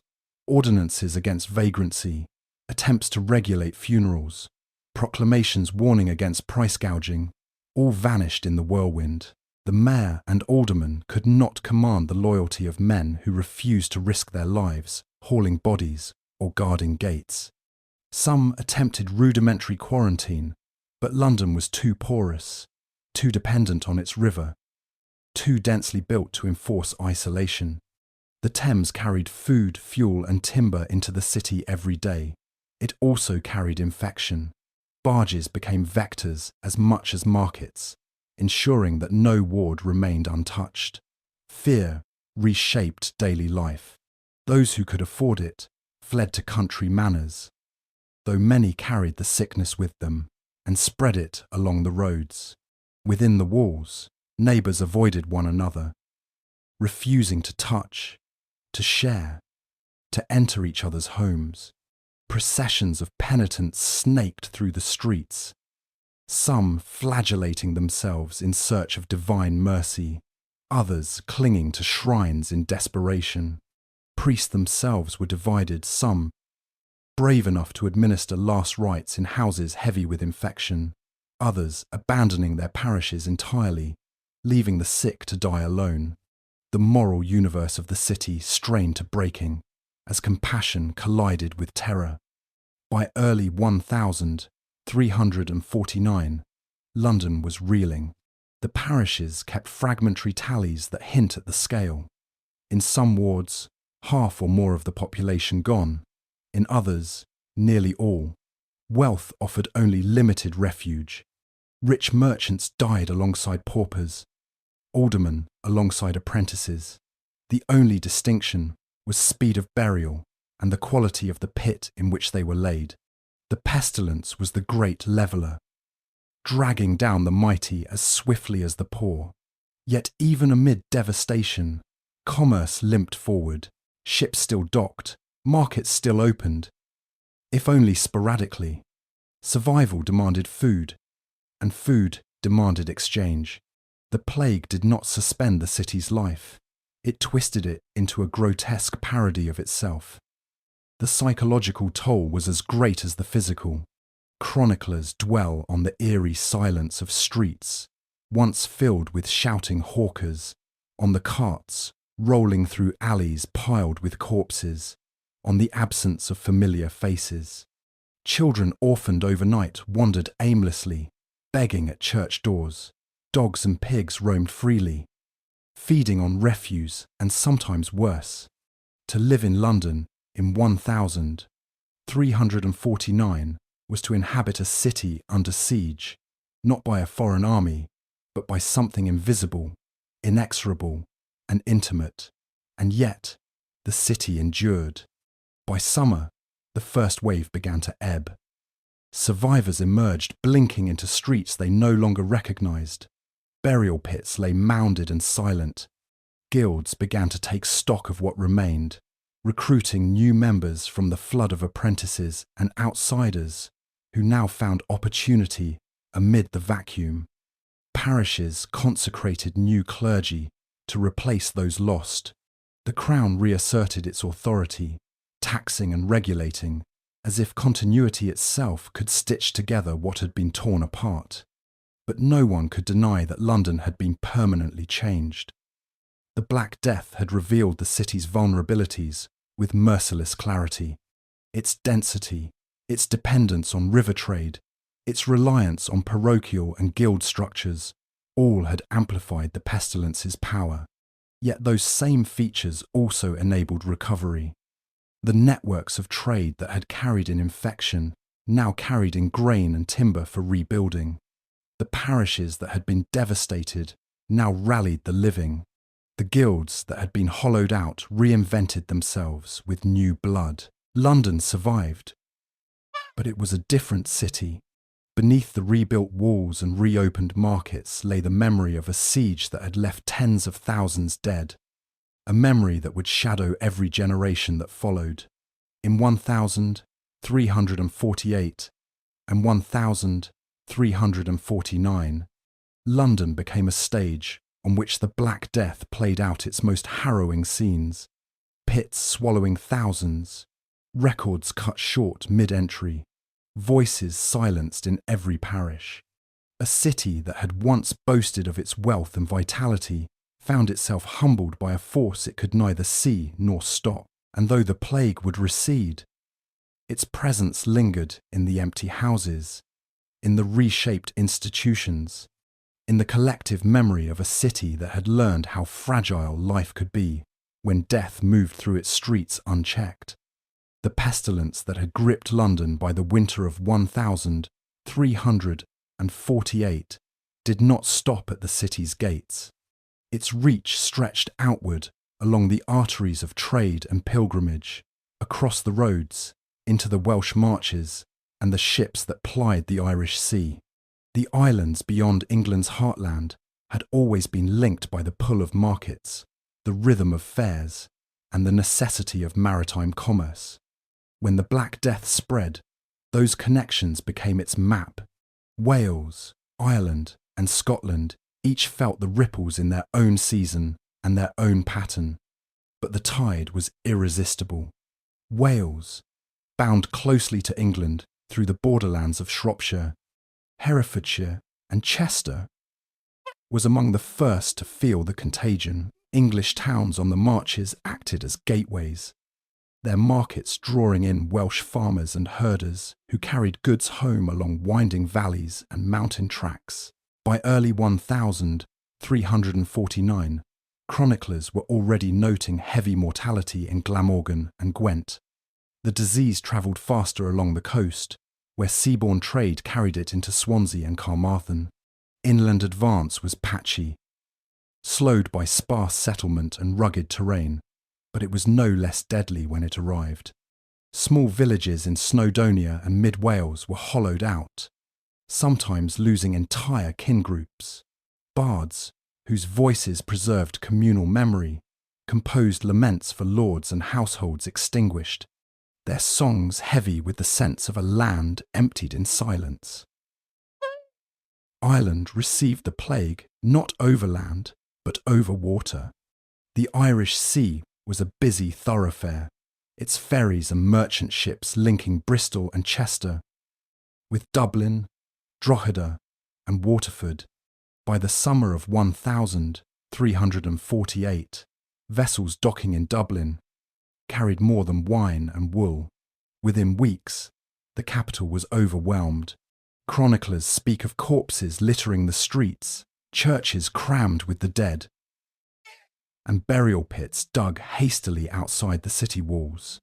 Mortality was so swift that civic authority crumbled, the mayor and aldermen among the early victims.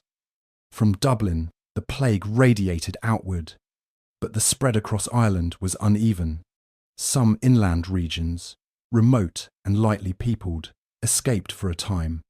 Others, tied to the circuits of fairs and monastic markets, succumbed quickly. The Great Fair of Telltown, which had for centuries gathered traders from across the island, became one of the accelerants, a meeting ground turned death trap. Monasteries, too, suffered grievously. The Cistercian and Augustinian houses, once centres of wealth and agriculture, lost whole communities of monks, their lands untended, their bells silenced. Yet the Irish annals preserve not only the horror, but the strangeness of uneven impact. Whole baronies left desolate beside valleys where life seemed, for a season, to go on, almost untouched. Scotland's encounter came later, delayed not by immunity, but by geography. The great ports of Berwick and Leith were tied to England through trade and conflict alike, and when the pestilence moved north in 1349, it followed these arteries. Berwick, long a contested town, became one of the first Scottish entry points. Merchants from England, already exposed, carried it with them, and soon the burg was reeling under the same mortality that had struck York and Newcastle months earlier. Edinburgh and Perth followed, their position on trade routes ensuring exposure. Inland advance again proved irregular. Highland glens, distant from major markets, often escaped the first wave. Yet where the plague struck, its effect was severe, killing lairds and labourers alike. Chroniclers noted that famine followed, as fields went untilled and herds untended, the depopulation of labourers magnifying the devastation of the disease itself. What united Wales, Ireland, and Scotland was not the simultaneity of their suffering, but the way the pestilence mapped itself onto their networks of connection. In Wales, it was the border markets and coastal towns. In Ireland, it was the sea lanes into Dublin and the great fairs. In Scotland, it was the ports that bound the lowlands to England and the continent. The patchiness of inland advance reflected the unevenness of medieval communication, where people gathered, whether to trade, to worship, or to celebrate. The plague found fertile ground. Where they were scattered, it sometimes passed them by. The social and cultural consequences were profound. Welsh poetry and Irish annals record not only death but dislocation, a sense that the old rhythms of life had been broken. In Scotland, the death of nobles alongside peasants created openings in feudal structures, reshaping landholding patterns. Across the Isles, Monasteries lost generations of trained scribes, leaving gaps in the record itself. Yet memory endured, refracted through lament and chronicle, testimony to a catastrophe that spared no kingdom. By 1350, the Black Death had touched every corner of the British Isles. England's ports had carried it outward, the sea lanes and fairs had amplified it, and the hills and mountains had only slowed, never stopped, its progress.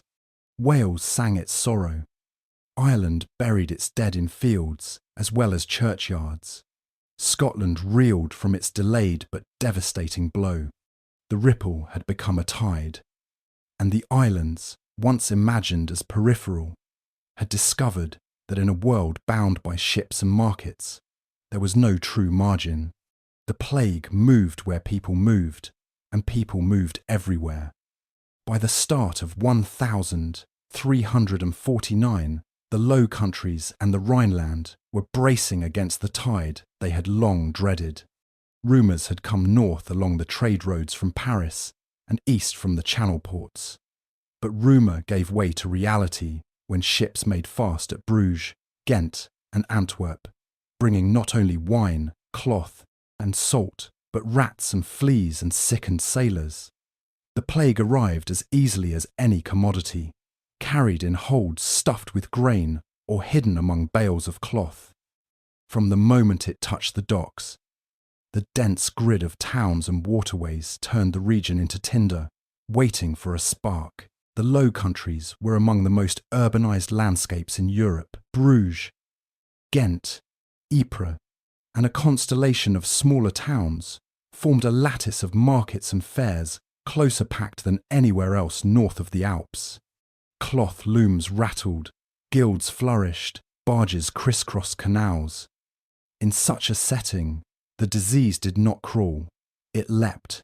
Each town was close enough to its neighbour that travellers on foot could carry contagion in a day, and barges slipping down a canal could carry it in hours. By February, Bruges was already staggering under mortality, its trade fairs disrupted, its wool warehouses turned into makeshift morgues. From Bruges it hopped to Ghent and Ypres, and then outward again in every direction. The Rhine was the great artery, pulling the pestilence deep into the empire's heart. Cologne, Mainz, Strasbourg, Basel, all lay along its banks, all tied together by fleets of barges carrying grain, wine, and timber. The very efficiency of river commerce, which had long bound the region's economy together, now became the means of its unravelling. When a barge moored at Cologne after days on the river, it carried not only goods but the fleas hidden in sacks of grain, the rats gnawing quietly in the bilge, and sometimes the crew themselves already fevered and swollen. Cologne's crowded parishes filled with the dead before the city even understood what had arrived. From there, the plague radiated outward along tributaries, into the Moselle and the Main, until no valley was untouched. Urban density magnified the impact. The Rhineland cities had narrow streets, multi-storey timber houses, and cramped courtyards where entire families and apprentices slept in single rooms. In such conditions, contagion raced. Bubonic swellings appeared one day, and by the next week, a household was empty. Even more terrifying were the outbreaks of pneumonic plague, where breath itself became lethal. In guild halls and monasteries, one coughing brother might condemn an entire community. Chroniclers recorded whole convents perishing, their bells falling silent as the last sisters died within days of one another. Markets and fairs accelerated the spread.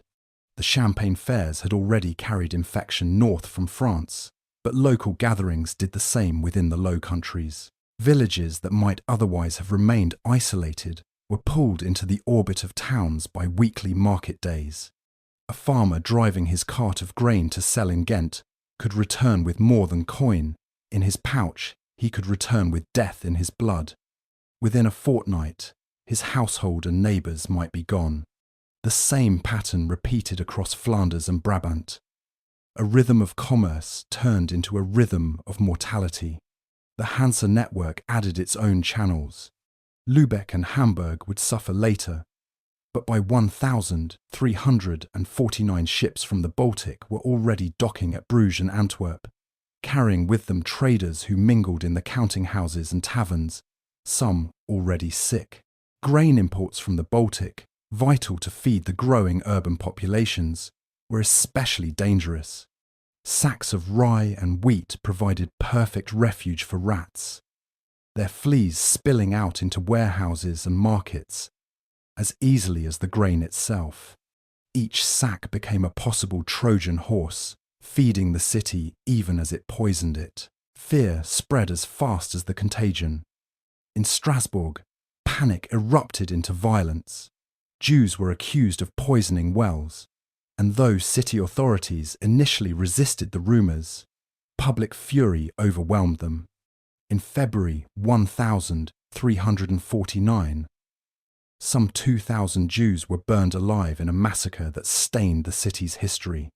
Similar pogroms flared in Mainz, Cologne, and elsewhere along the Rhine.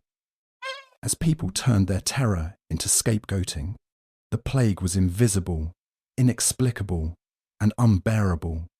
An enemy had to be named, even if the choice only added horror to horror.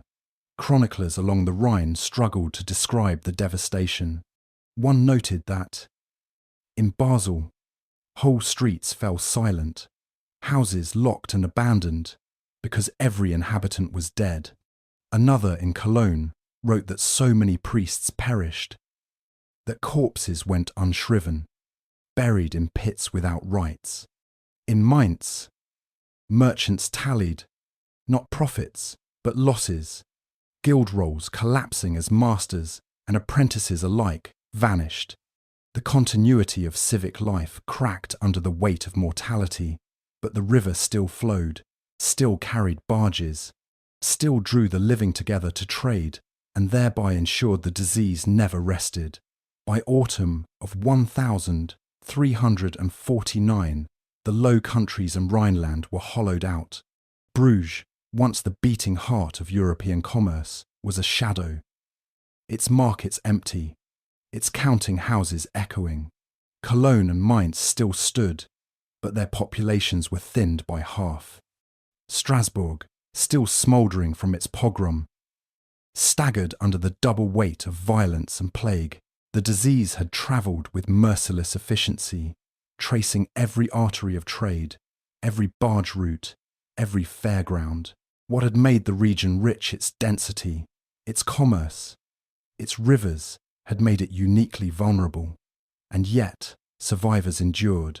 Barges still moved grain, though fewer men poled them. Looms still clattered, though fewer hands worked them. Priests still rang church bells, though often in half-empty sanctuaries. The Rhine still bound the empire's heart together, even as it had carried in death. In 1349, the Low Countries and Rhineland discovered that their prosperity, built on density and connection, came with a terrible price in a time of plague. The pestilence did not simply pass through. It rewired the rhythms of life, leaving scars in records, in memory, and in the silence where once had been the noise of markets and fairs. The plague's reach into northern Europe came not over land but by water, carried in the holds of ships that threaded the Baltic and North Seas. By the summer of 1349, the Hanseatic ports that lined Germany's coast, Hamburg, Lübeck, Bremen, were already reeling under mortality. These towns, with their granaries stacked high and their quays crowded with cogs bound for England, Flanders, and Norway, became the staging grounds for the pestilence's northern voyage. Trade had built their power and wealth. It also ensured their vulnerability. Fleas hidden in sacks of rye, rats gnawing unnoticed in bilges, sailors fevered and coughing as they loaded cargo. All became unknowing emissaries of catastrophe. Hamburg's position at the mouth of the Elbe made it one of the first German ports to succumb. Its warehouses teemed with grain bound for Scandinavia, a staple that would feed Bergen, Oslo, and the fishing villages of the north. When the plague arrived, the shipments did not stop.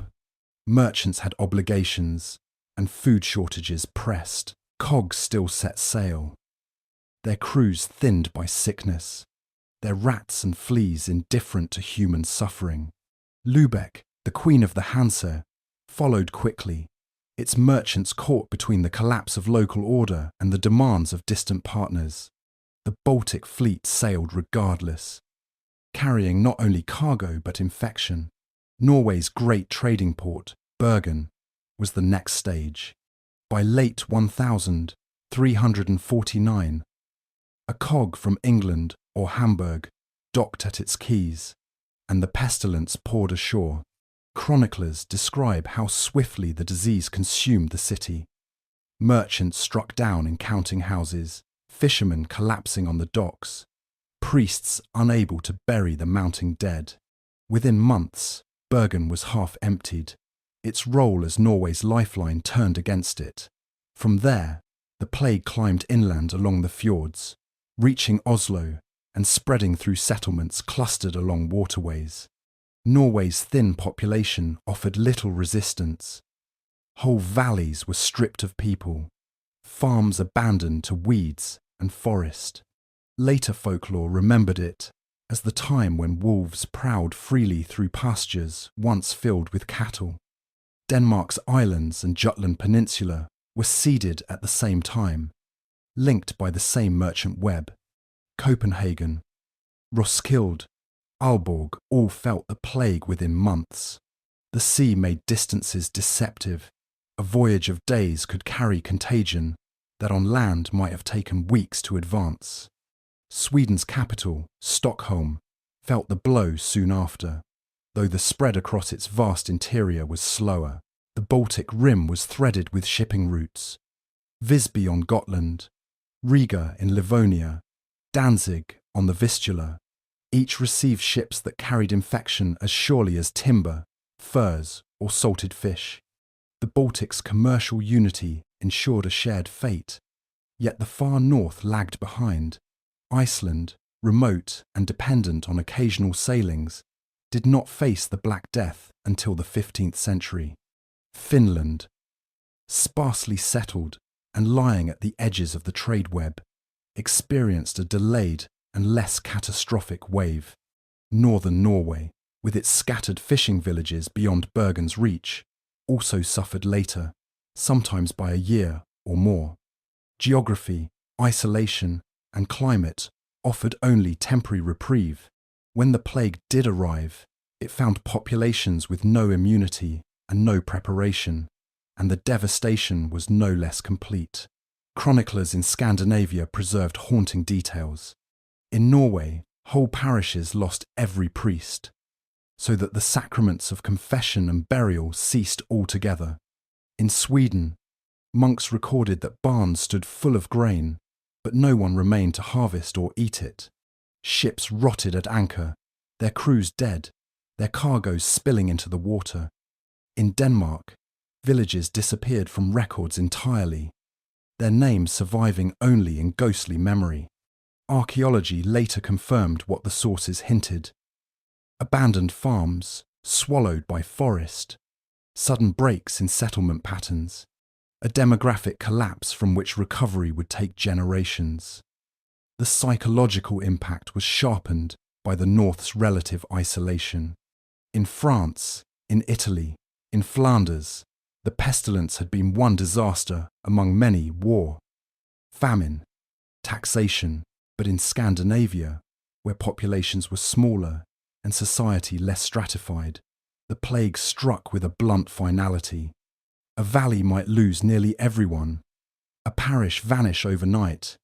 Stories of survivors living alone for years, of churches standing empty, of wolves and bears reclaiming cleared fields.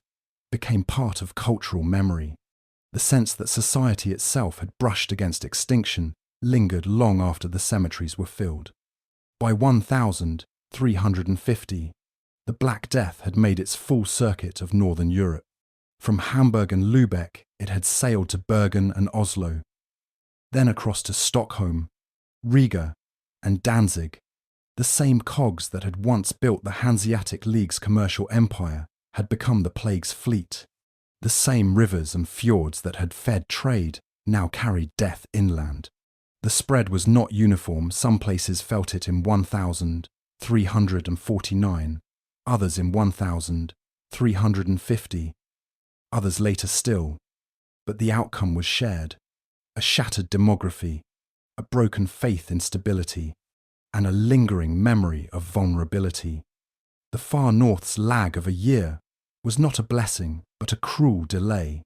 It meant that news of devastation preceded the disease, and fear grew in advance of reality.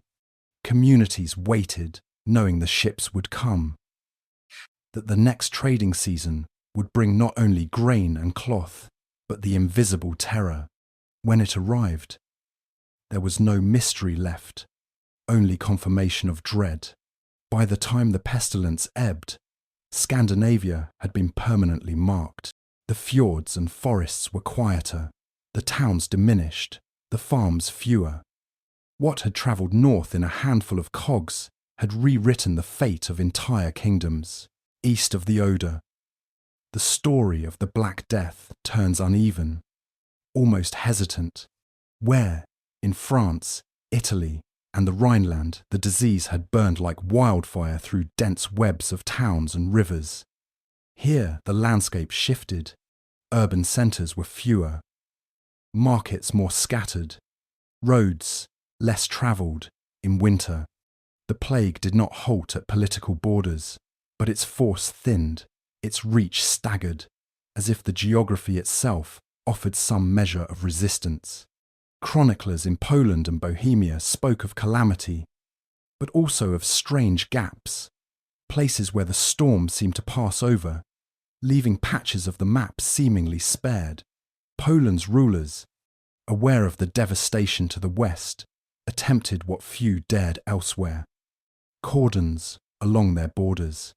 King Casimir III is remembered in later tradition as having shut the realm to foreign traders, forbidding entry to those from infected lands. Whether these measures were fully enforced or even possible across such porous frontiers is debatable, but the intent mattered.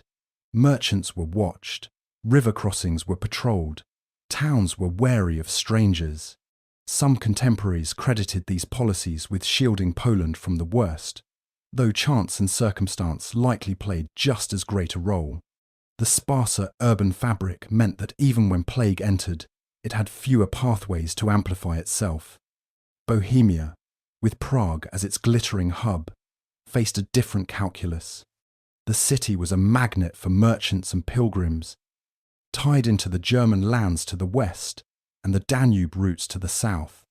Here the plague made itself felt, though chronicles describe mortality that, while heavy, lacked the all-consuming fire of Paris or Florence. Villages in the countryside, spread out across forest and field, sometimes escaped entirely or experienced brief outbreaks that flared and died.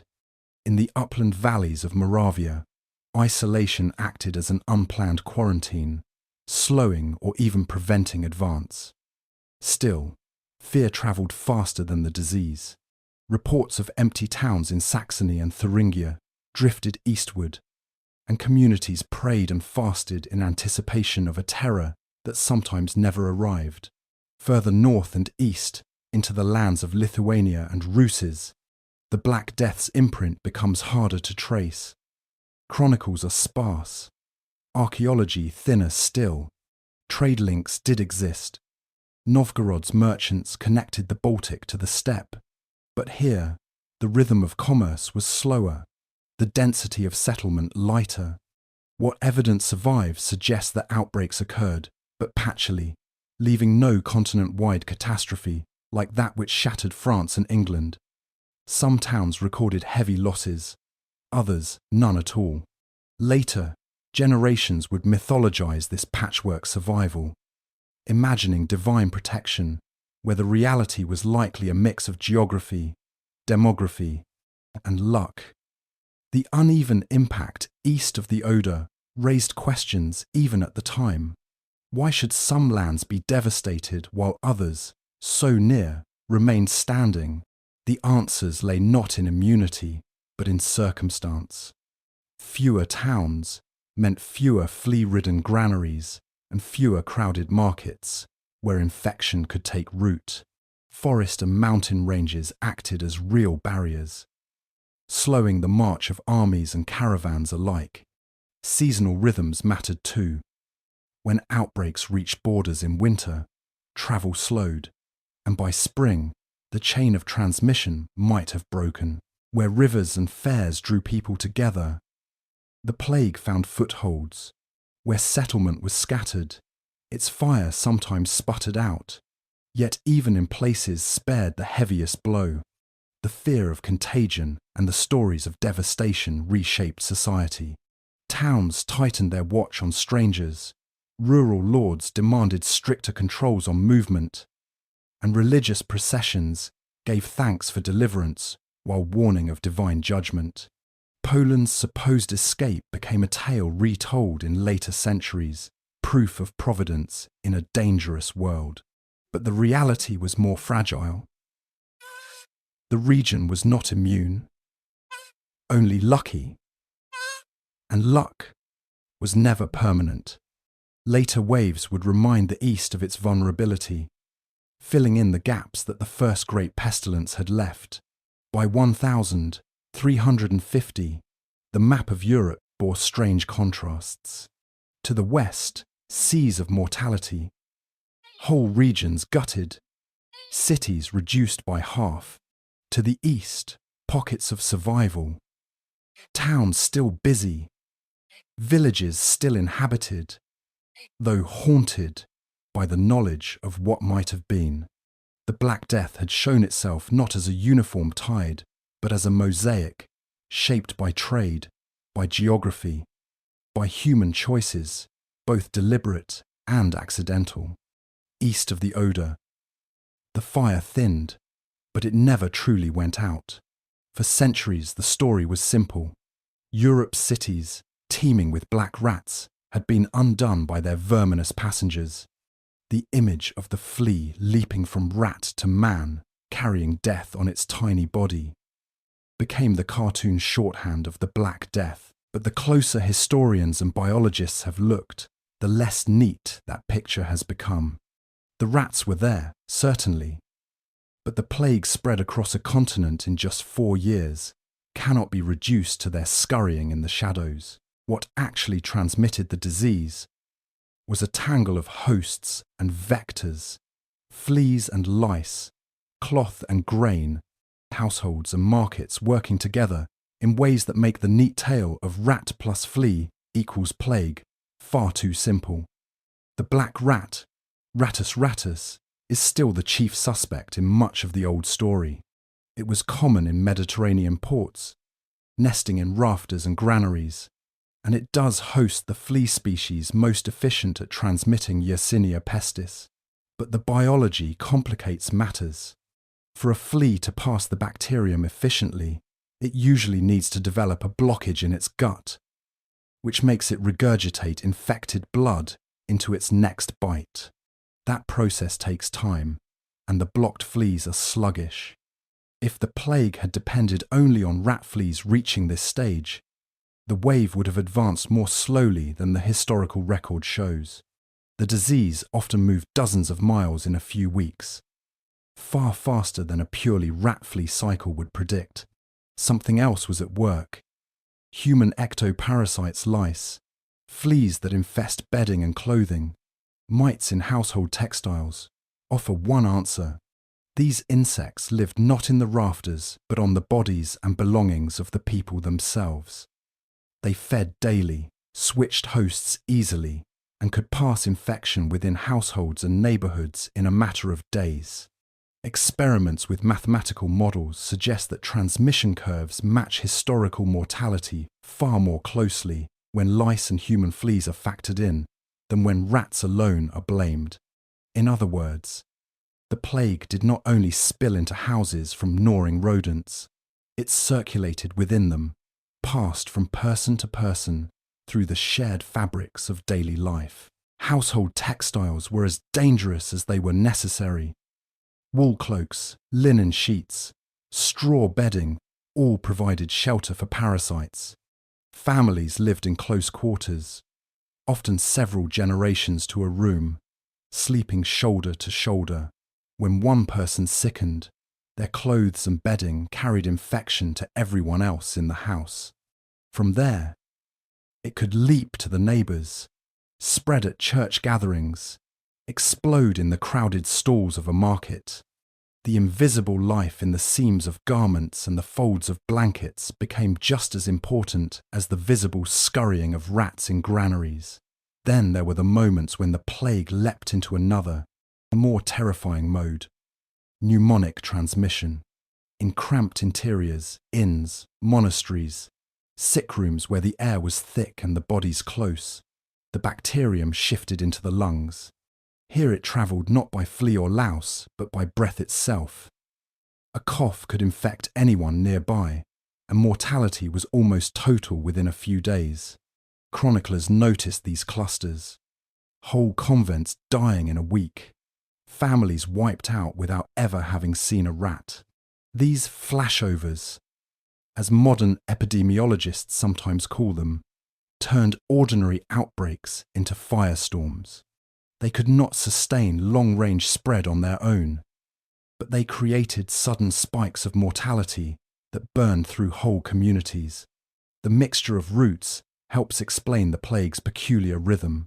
Some towns reported mortality within days of a ship's arrival, too fast for rats alone to have seeded an epidemic. Others saw slower, smouldering outbreaks that crept from house to house. Sometimes the disease seemed to leap across distances, carried in infested textiles traded at markets, or passed on through itinerant workers. The web of vectors made it resilient. Even if rats died off, the lice remained. Even if households burned bedding, the cough of one sufferer could reignite the chain. The debate over rats versus lice is more than academic quibbling. It reshapes how we picture what happened in those years. It was not only vermin in grain stores, but intimacy itself, the closeness of medieval households, the shared garments, the communal sleeping that carried death. It was not only ships' holds, but also market stalls of second-hand clothes, bundles of wool waiting for the loom, the coats of beggars and the habits of friars. The Black Death was as much a social disease as a zoological one, exploiting the very fabrics of human life, and this helps explain why it cut so deeply into memory. Rats could be poisoned, cats brought in, granaries rebuilt, but the notion that one's own clothes, one's own bed, one's own child's breath might be the vehicle of doom struck a more intimate terror. Chroniclers wrote not just of corpses but of fear itself, of people shrinking from neighbours, of mothers abandoning children, of villages where no one dared enter another's home. The plague blurred the line between the external enemy and the internal world, turning the ordinary into the lethal. By the time it had crossed Europe, the myth of just the rats had not yet crystallised. That came later, as scholars sought simple explanations. But those who lived through it knew it differently. They saw the disease spread even where rats were scarce. They saw it pass within families. They saw the way breath could kill. What actually transmitted it was not a single channel, but a network of creatures and conditions, of parasites and people, of fabric and air. The Black Death was less a story of vermin invading from outside than of an ecology of death woven into the warp and weft of daily life. The swiftness of the Black Death's passage across Europe has always startled. In less than 4 years, from the first landfalls at Messina to the last ripples into the Baltic and the East, The continent was engulfed. Armies on foot could not have marched so far, nor rats scurried so efficiently across mountains and rivers. The explanation lay not in the linear march of contagion, but in the networks of the 14th century dense, intersecting webs of trade, devotion, and necessity that tied towns to ports, markets to monasteries, villages to cities. The plague moved not like a creeping tide, but like a spark across a dry lattice, igniting wherever those connections carried it. Ports were the obvious nodes. Galleys, cogs, and coastal traders threaded the Mediterranean and North Seas, hauling grain, wool, wine, and fish, along with the stowaway fleas and infected sailors that came with them. A ship leaving Kaffa in the Black Sea could touch at Constantinople, Rhodes, Messina, and Marseille in a matter of weeks, leaving behind new outbreaks at each stop. The same vessel might carry pilgrims bound for shrines, merchants seeking fares, soldiers returning from campaigns. Each arrival was not just another port call, but another chance for the disease to seed itself into an urban population, primed for rapid spread. But the network did not end at the docks. From every port radiated roads and rivers into the interior. Marseille funneled infection up the Rhône toward Avignon, where the papal court kept meticulous records of mortality. Genoa's and Pisa's ships fed into the Po Valley, from which alpine passes led northward into Switzerland and Austria. Lübeck and Hamburg, on the Baltic, were plugged into the Hanseatic web that reached as far as Bergen and Novgorod. The plague was not walking across the land, it was hopping node to node, skipping vast distances through the acceleration that trade and pilgrimage provided. Market towns played their part as amplifiers. Every week, peasants brought grain, livestock, and cloth into town, gathering in stalls and taverns. Peddlers carried their goods back out into the countryside, sometimes with more than fabrics and iron in their packs. Annual fairs, Champagne, Frankfurt, St. Ives, were even more dangerous. They drew merchants from hundreds of miles, mingling populations that would otherwise rarely meet. Once infection arrived, a fair could scatter it in every direction when the caravans dispersed. In this sense, the fairs were the superspreaders of their age, not because their participants meant harm, but because the network structure concentrated and then redistributed the contagion with ruthless efficiency. Pilgrimage routes added another dimension: the Camino de Santiago in Spain, the Via Francigena from northern Europe to Rome, and countless smaller roads to regional shrines carried steady streams of travellers. Pilgrims shared food, shelter, and proximity, moving in groups from inn to chapel to town. At each stop, they mingled with locals, prayed together, and then moved on. Disease could ride invisibly with them, erupting days later in a village that had seen no ship and no merchant caravan. In this way, the sacred geography of Europe became an unintended highway for mortality, sanctuaries turning into relay stations of infection. If modern historians and scientists borrow the language of graph theory to explain this, it is because the 14th century's human web looked much like a dense network map.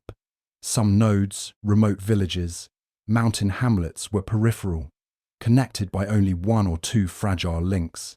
But others, ports like Marseille, Bruges and Venice, crossroads like Lyon and Cologne, shrines like Santiago, were highly connected hubs. Disease did not need to pass evenly across the landscape. It simply needed to reach the hubs, and the hubs would distribute it with astonishing speed. This explains why the plague could reach Paris from Marseille in months, why it could explode in England only months after its channel crossing, why even Scandinavia, remote and thinly settled, felt its touch by 1,350. Contemporaries sensed this acceleration without understanding its mechanics. Chroniclers wrote of how ships bring death in their sails, of how pilgrims scatter pestilence like seeds, of how the fairs are cursed. They saw the patterns, but not the invisible structures beneath them. They still thought in terms of contagion marching along roads, of bad air drifting from town to town, rather than of networks transmitting it in leaps. Yet their words capture the bewilderment. Death was arriving faster than horse or cart could travel, as if it had found a speed of its own. The geography of devastation, when laid on a map, is not the smooth wave of a marching army, but the jagged scatter of sparks across tinder. Major rivers like the Rhine and the Rhone acted as superhighways, lighting city after city along their banks. Coastal cabotage spread the disease faster than deep ocean voyages ever could, linking town to town in quick succession.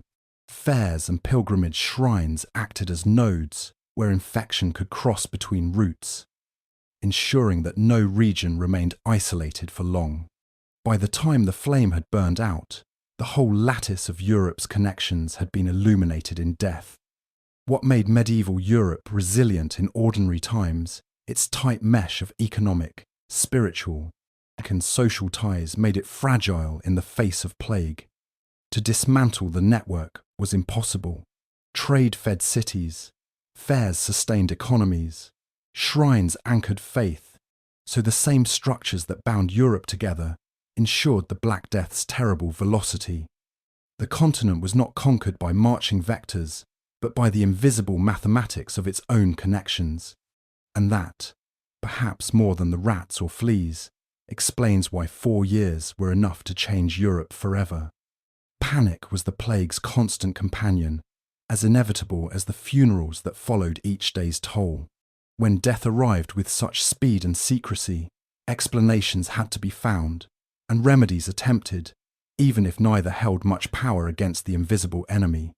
Communities scrambled to preserve order in the face of chaos, and their responses veered between desperate piety, cruel scapegoating, and pragmatic improvisation.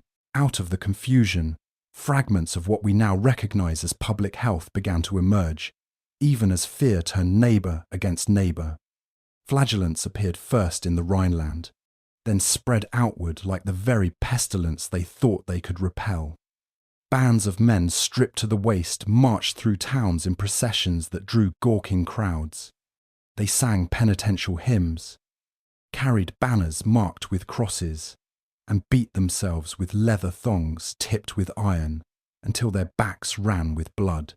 Each lash was an offering, an attempt to expiate sins they believed had summoned divine punishment. Their movements were theatrical, but they resonated in a world where the line between the natural and the supernatural was thin. For weeks and months, towns welcomed them as holy men, convinced their ritual suffering might blunt the plague's fury.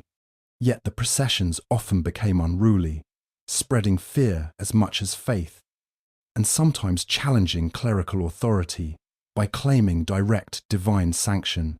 By the late 1340s, the Church moved to suppress them, fearing heresy.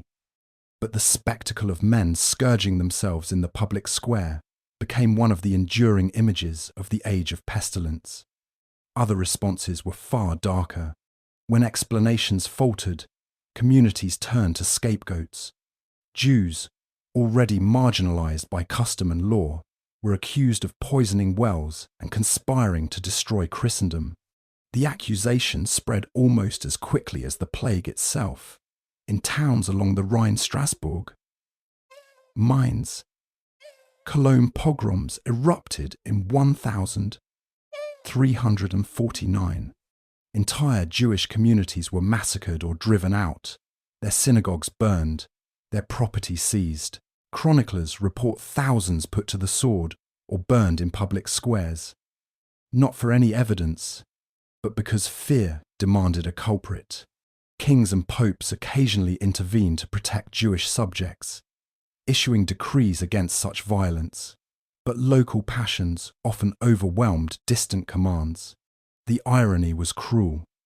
The same trade networks that had carried the disease carried rumors of conspiracy, and communities, already decimated, turned upon their own with a fury that rivaled the pestilence itself. Municipal authorities, meanwhile, groped for measures to manage the practicalities of death on a scale no one had imagined. Cities hired watchmen to patrol the streets, keeping order and driving away beggars suspected of spreading contagion. Burial rules were established, with special pits dug outside walls when churchyards overflowed.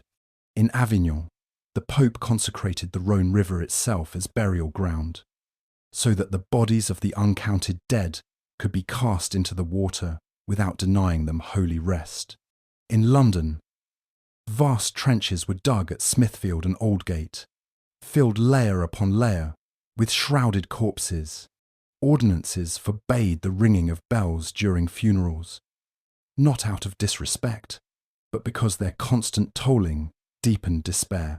The logistics of managing death became the daily work of civic government. Early experiments in quarantine and cordon sanitaire appeared in this period, though their effectiveness was uneven. Some towns closed their gates to outsiders, posted guards on roads, and turned away merchants whose goods they desperately needed. Others tried to impose 40-day waits on arriving ships, the root of the very word quarantine, though in the 14th century such measures were more aspiration than system. Travellers found ways through, smugglers circumvented guards, and desperate refugees slipped past barriers. Where quarantine worked, it often bought time rather than immunity. Where it failed, it fostered resentment, as locked gates meant starvation for the poor and economic ruin for merchants. Yet, these improvised measures marked the beginning of an idea that collective action, however imperfect, might shape the course of an epidemic. Panic was not uniform. In some places, communities fractured entirely, parents abandoning children, neighbours barring doors against neighbours. In others, solidarity deepened, priests and nuns tending to the sick until they too succumbed, guilds caring for members' families, villages pooling food. The line between selfishness and sacrifice blurred in the fog of fear, and every chronicler seems to have seen both sides. What endured was the sense that society itself had been tested and often found wanting. By 1350, the immediate terror had begun to ebb, but the marks of panic were everywhere. Empty synagogues testified to pogroms. Abandoned monasteries bore witness to the loss of entire communities of faith. Municipal records carried the first outlines of plague policy ordinances on burials, restrictions on strangers, the beginnings of quarantine that would echo into the centuries of recurrent outbreaks that followed. The Black Death had shown how easily fear could destroy as much as disease, and how fragile the bonds of faith and trust could be under pressure. Yet it had also sown the seeds of a new idea, that human choices, not only divine will, might influence survival. In the midst of panic and scapegoating, something like public health was born. The Black Death left few survivors untouched, yet it left maddeningly uneven traces in the records. To ask how many died is to stumble into a forest of partial numbers, fragments of wills, abandoned manorial rolls, tax registers with gaps where taxpayers once stood, and beneath it, all the mute witness of plague pits. Historians and scientists, piecing these together, have learned not to look for a single figure, but for patterns, ranges, and bands of mortality that vary by region, class, and circumstance. The story is not of one number, but of a continent transformed by absence. Wills are among the most immediate sources, preserved in town archives. In Florence, the notarial records of 1,348 balloon, as men and women rushed to set down bequests before fever carried them away. Sometimes a scribe recorded 3 wills from the same family within a week. The sudden spike in testamentary activity, followed by silence when there were no living heirs left to dictate, maps the curve of mortality with chilling clarity. In England, ecclesiastical courts recorded last testaments in their registries, their pages swelling with the hand of scribes racing to keep up. Yet even these are incomplete. The poorest, who owned little, left no wills. Children and women often slipped past the record entirely. The written traces tilt toward the literate and the wealthy, offering only a partial count of the vanished. Manorial rolls, the account books of rural lords, tell another part of the story. These records tracked tenants and the rents they owed, listing who held which acres, who inherited when a father died, who failed to appear at court because death had claimed them. In the years of plague, the rolls suddenly collapse. Long lists of customary tenants shrink to a handful of survivors. Entire villages vanish from the page. Some lords simply stopped updating. The devastation too great to tally. In others, one can trace the emptying of a community line by line. John, dead. His son, dead. The land in the Lord's hands. The silence of the rolls is eloquent. Whole economies of obligation dissolving in a season. Tax registers reveal mortality in another way, not by who died, but by who no longer paid. In France, hearth taxes shrank dramatically between 1,348 and 1,350. In England, poll taxes decades later show sudden dips in population that can be traced back to plague years. Where medieval governments counted for revenue, their ledgers now record disappearance. But taxes, like wills, favour the established and the settled, the landless, poor, migrants, beggars, all those most vulnerable to hunger and exposure in a time of crisis, are often absent. The numbers that survive skew toward the visible, not necessarily the most afflicted. Archaeology fills in some of those silences. Across Europe, plague pits' great communal graves dug in haste have been uncovered.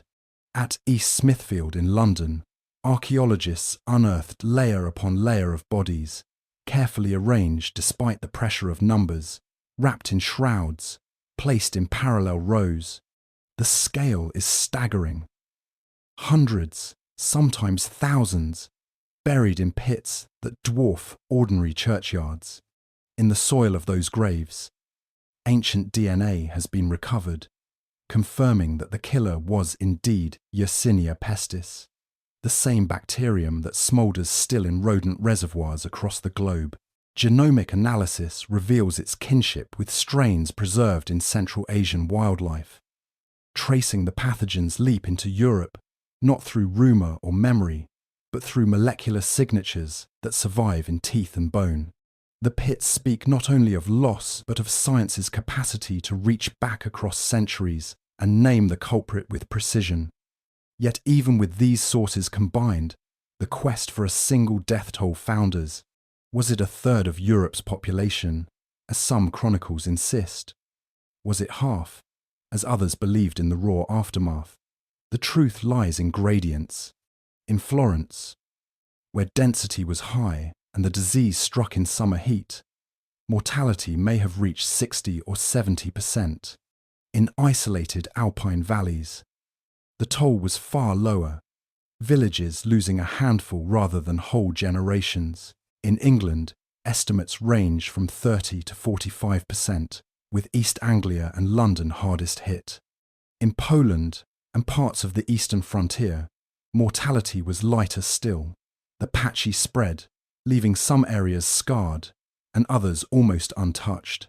To speak of Europe's death toll is to blur these brutal local distinctions, where one valley lay in ruins and the next still held weddings and harvests. Regional mortality bands are the best lens, 30 to 40% in much of Western Europe, higher in crowded cities and river valleys, lower in the scattered east. The bands tell us more than a single number ever could, reminding us that plague was not a uniform wave, but a mosaic of devastations, survivals, and uneven recoveries. They show why labour shortages were acute in England but less so in Poland, why urban culture reeled harder than some rural hinterlands, why memory of the plague lingered differently in each place. The attempt to count the dead is as much about confronting absence as about producing statistics. Wills, rolls, and registers show us the moment when scribes' hands faltered, when ink ceased to flow because there were too few left to write or to witness. Pits reveal the hurried reverence of survivors, who still laid bodies neatly even when overwhelmed by numbers. DNA extracted from molars, whispers of the bacterium's path across continents, a voice from microbes that outlasted kings and peasants alike. The numbers matter, but so too does the recognition that they cannot capture the totality of loss. For every statistic, there was a family line extinguished, a child's laughter silenced, a craft forgotten. In the end, the Black Death is counted not only in percentages, but in landscapes of absence. Abandoned villages, tax rolls that fall silent, guilds without apprentices, chronicles that shift from narrative to lament. The attempt to measure the dead is also an attempt to measure how the living coped, recorded, and remembered. And the lesson that endures is not a final figure, but the sense of how fragile the record is when mortality presses so suddenly. We know enough to be sure that Europe was cut almost in half, though never in equal measure, and that the effort to count was itself part of how survivors struggled to understand what had happened to their world. By 1350, the Black Death had reached its full sweep across Europe, the long arc from Crimea to the Atlantic having finally played itself out. What had begun in a handful of ports in 1347 had in just under 4 years engulfed kingdoms, villages, monasteries, and markets. Now the great wave crested. Mortality still raged in some pockets. Scandinavia, in particular, was only then feeling its full weight, but the larger continental picture was of a pestilence that had burned through the majority of its fuel. The rhythm of the disease shifted from the ferocity of unchecked advance to the uneven recessions and flare-ups of an epidemic that was beginning to run out of hosts.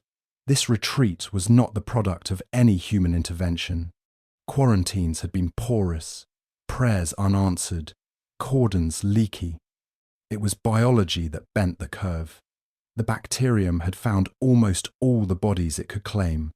By 1350, in many regions, half the population lay in graves, and the survivors had either escaped exposure, lived in isolated patches the contagion never reached, or had endured infection and come through alive, carrying within their blood the antibodies of hard-won immunity. What historians call depletion of susceptibles was felt by contemporaries as eerie silence. Villages where no more funerals were needed because there were scarcely any left to bury.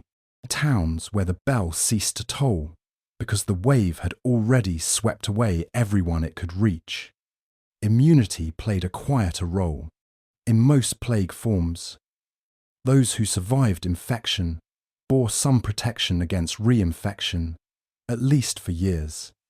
It was not absolute, but it meant that communities once ravaged were less fertile ground for fresh outbreaks, at least immediately.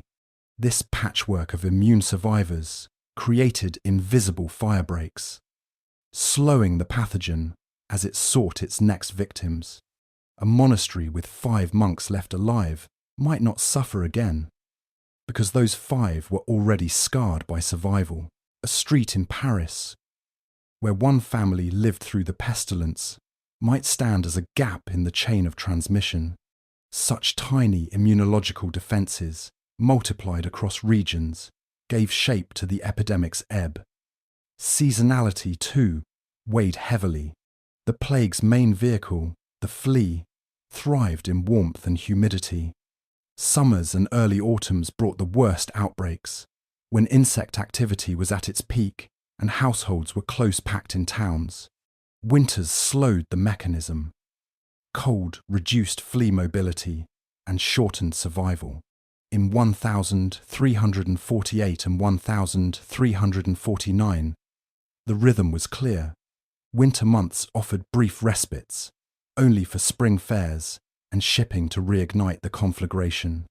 By 1350, as the pathogen reached the far north and east, seasonality worked differently.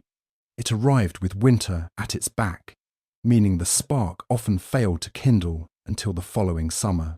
Bergen or Oslo might have seen the seeds of infection land in late 1349, only to watch them lie dormant until warmth returned in 1350, when the wave flared one last time.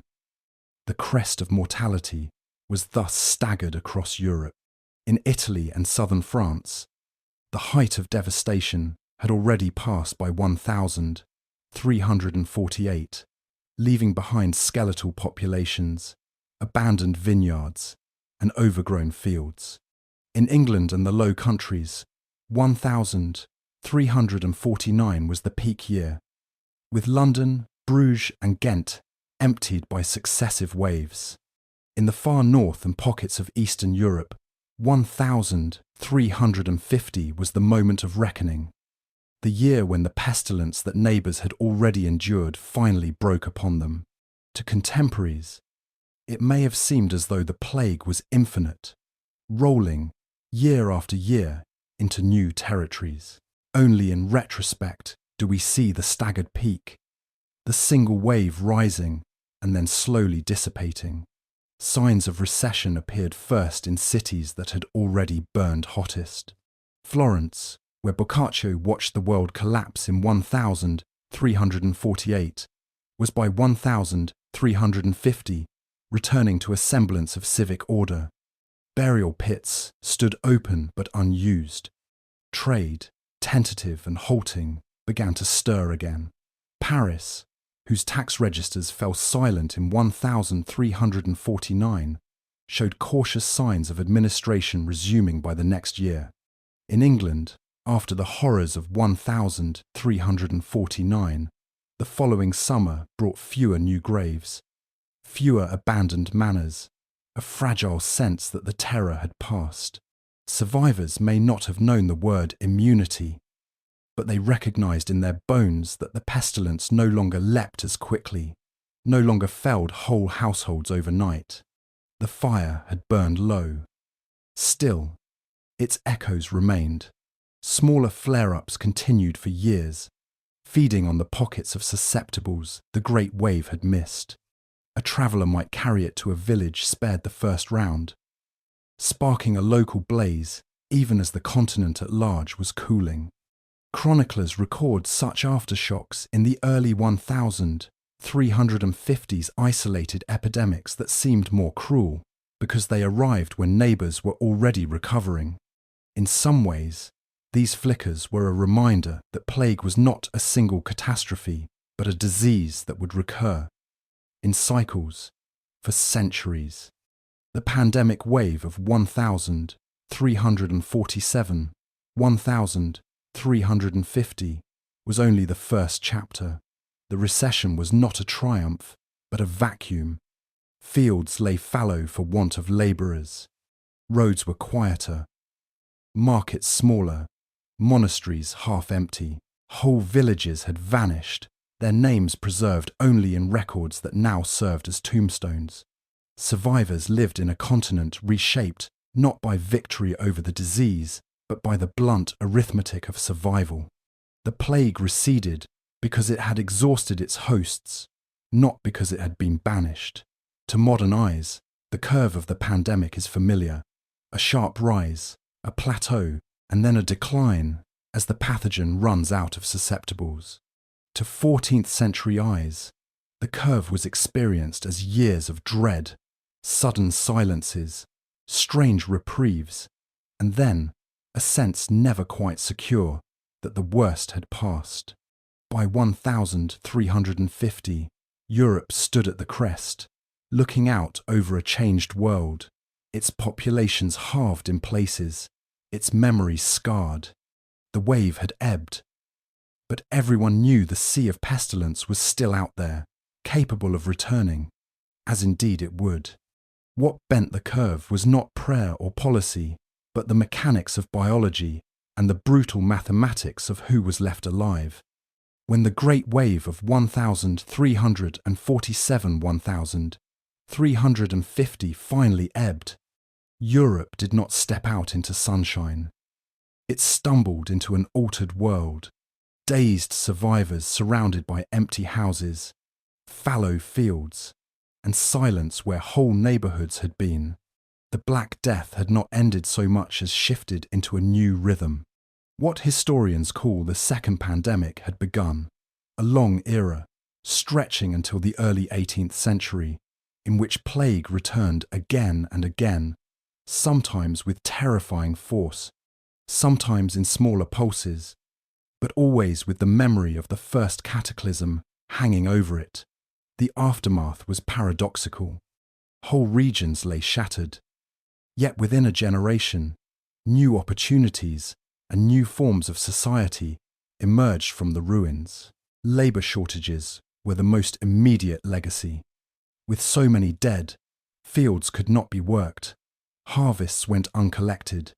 Lords found their estates collapsing for want of tenants. Survivors discovered bargaining power.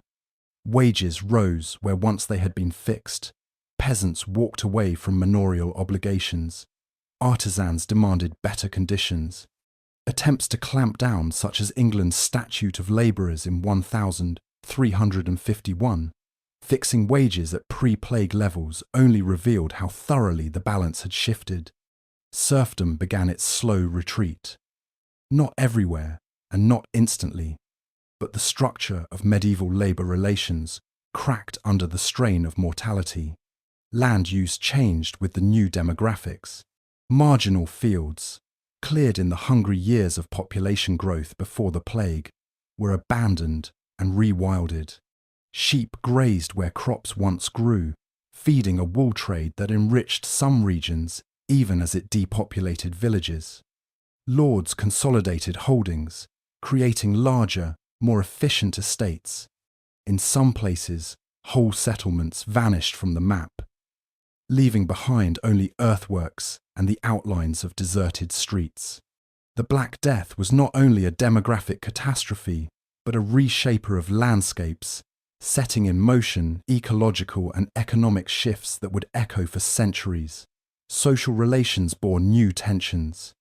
Survivors lived with both trauma and opportunity, and the mixture proved combustible. The flagellant movements and pogroms of the plague years had shown how fear could turn to violence. In the aftermath, class conflicts sharpened. The peasants' revolt of 1381 in England, the Jacquerie in France, uprisings in Flanders all drew on the grievances of a society where survivors had glimpsed new possibilities, only to see authorities attempt to rein them back in. The plague did not cause rebellion, but it created the demographic and psychological conditions for resistance. A society reminded of its fragility proved less willing to accept old certainties. Religion, too, was transformed.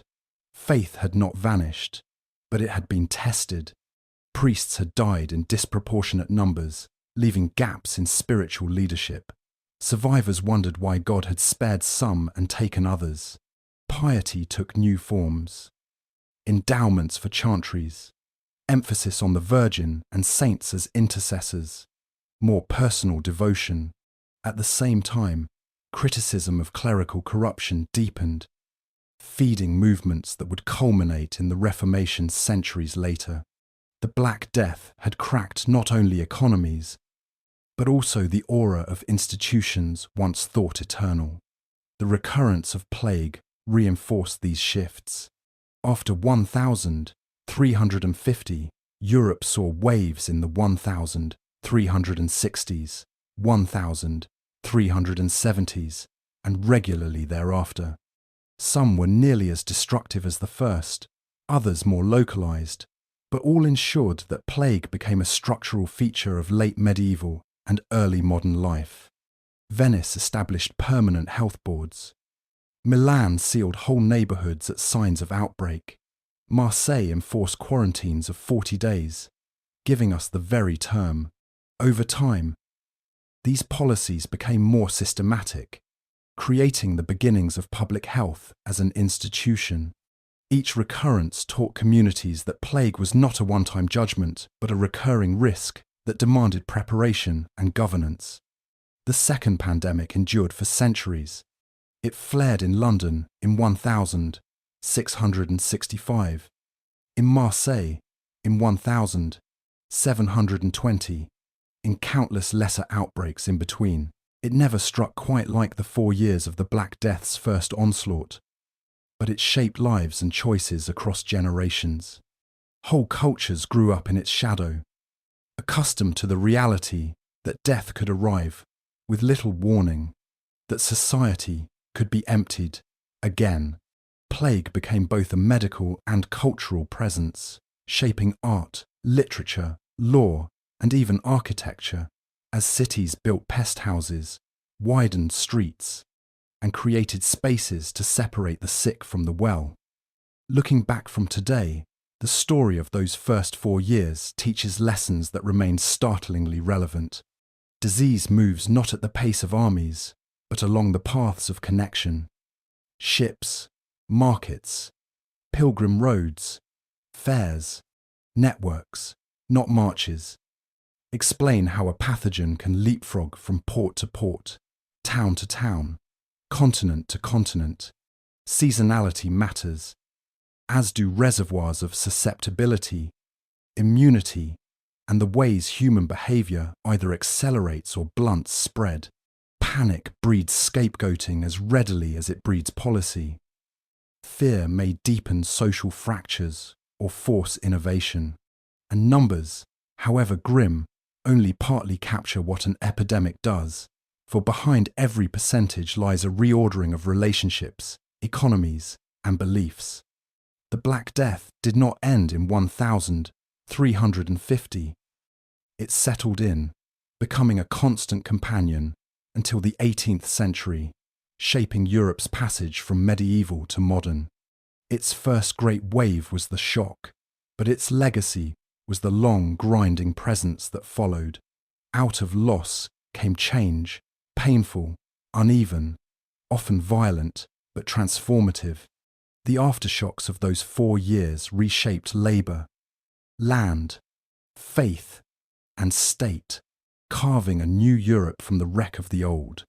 And in the shadow of that transformation lies a truth that still speaks.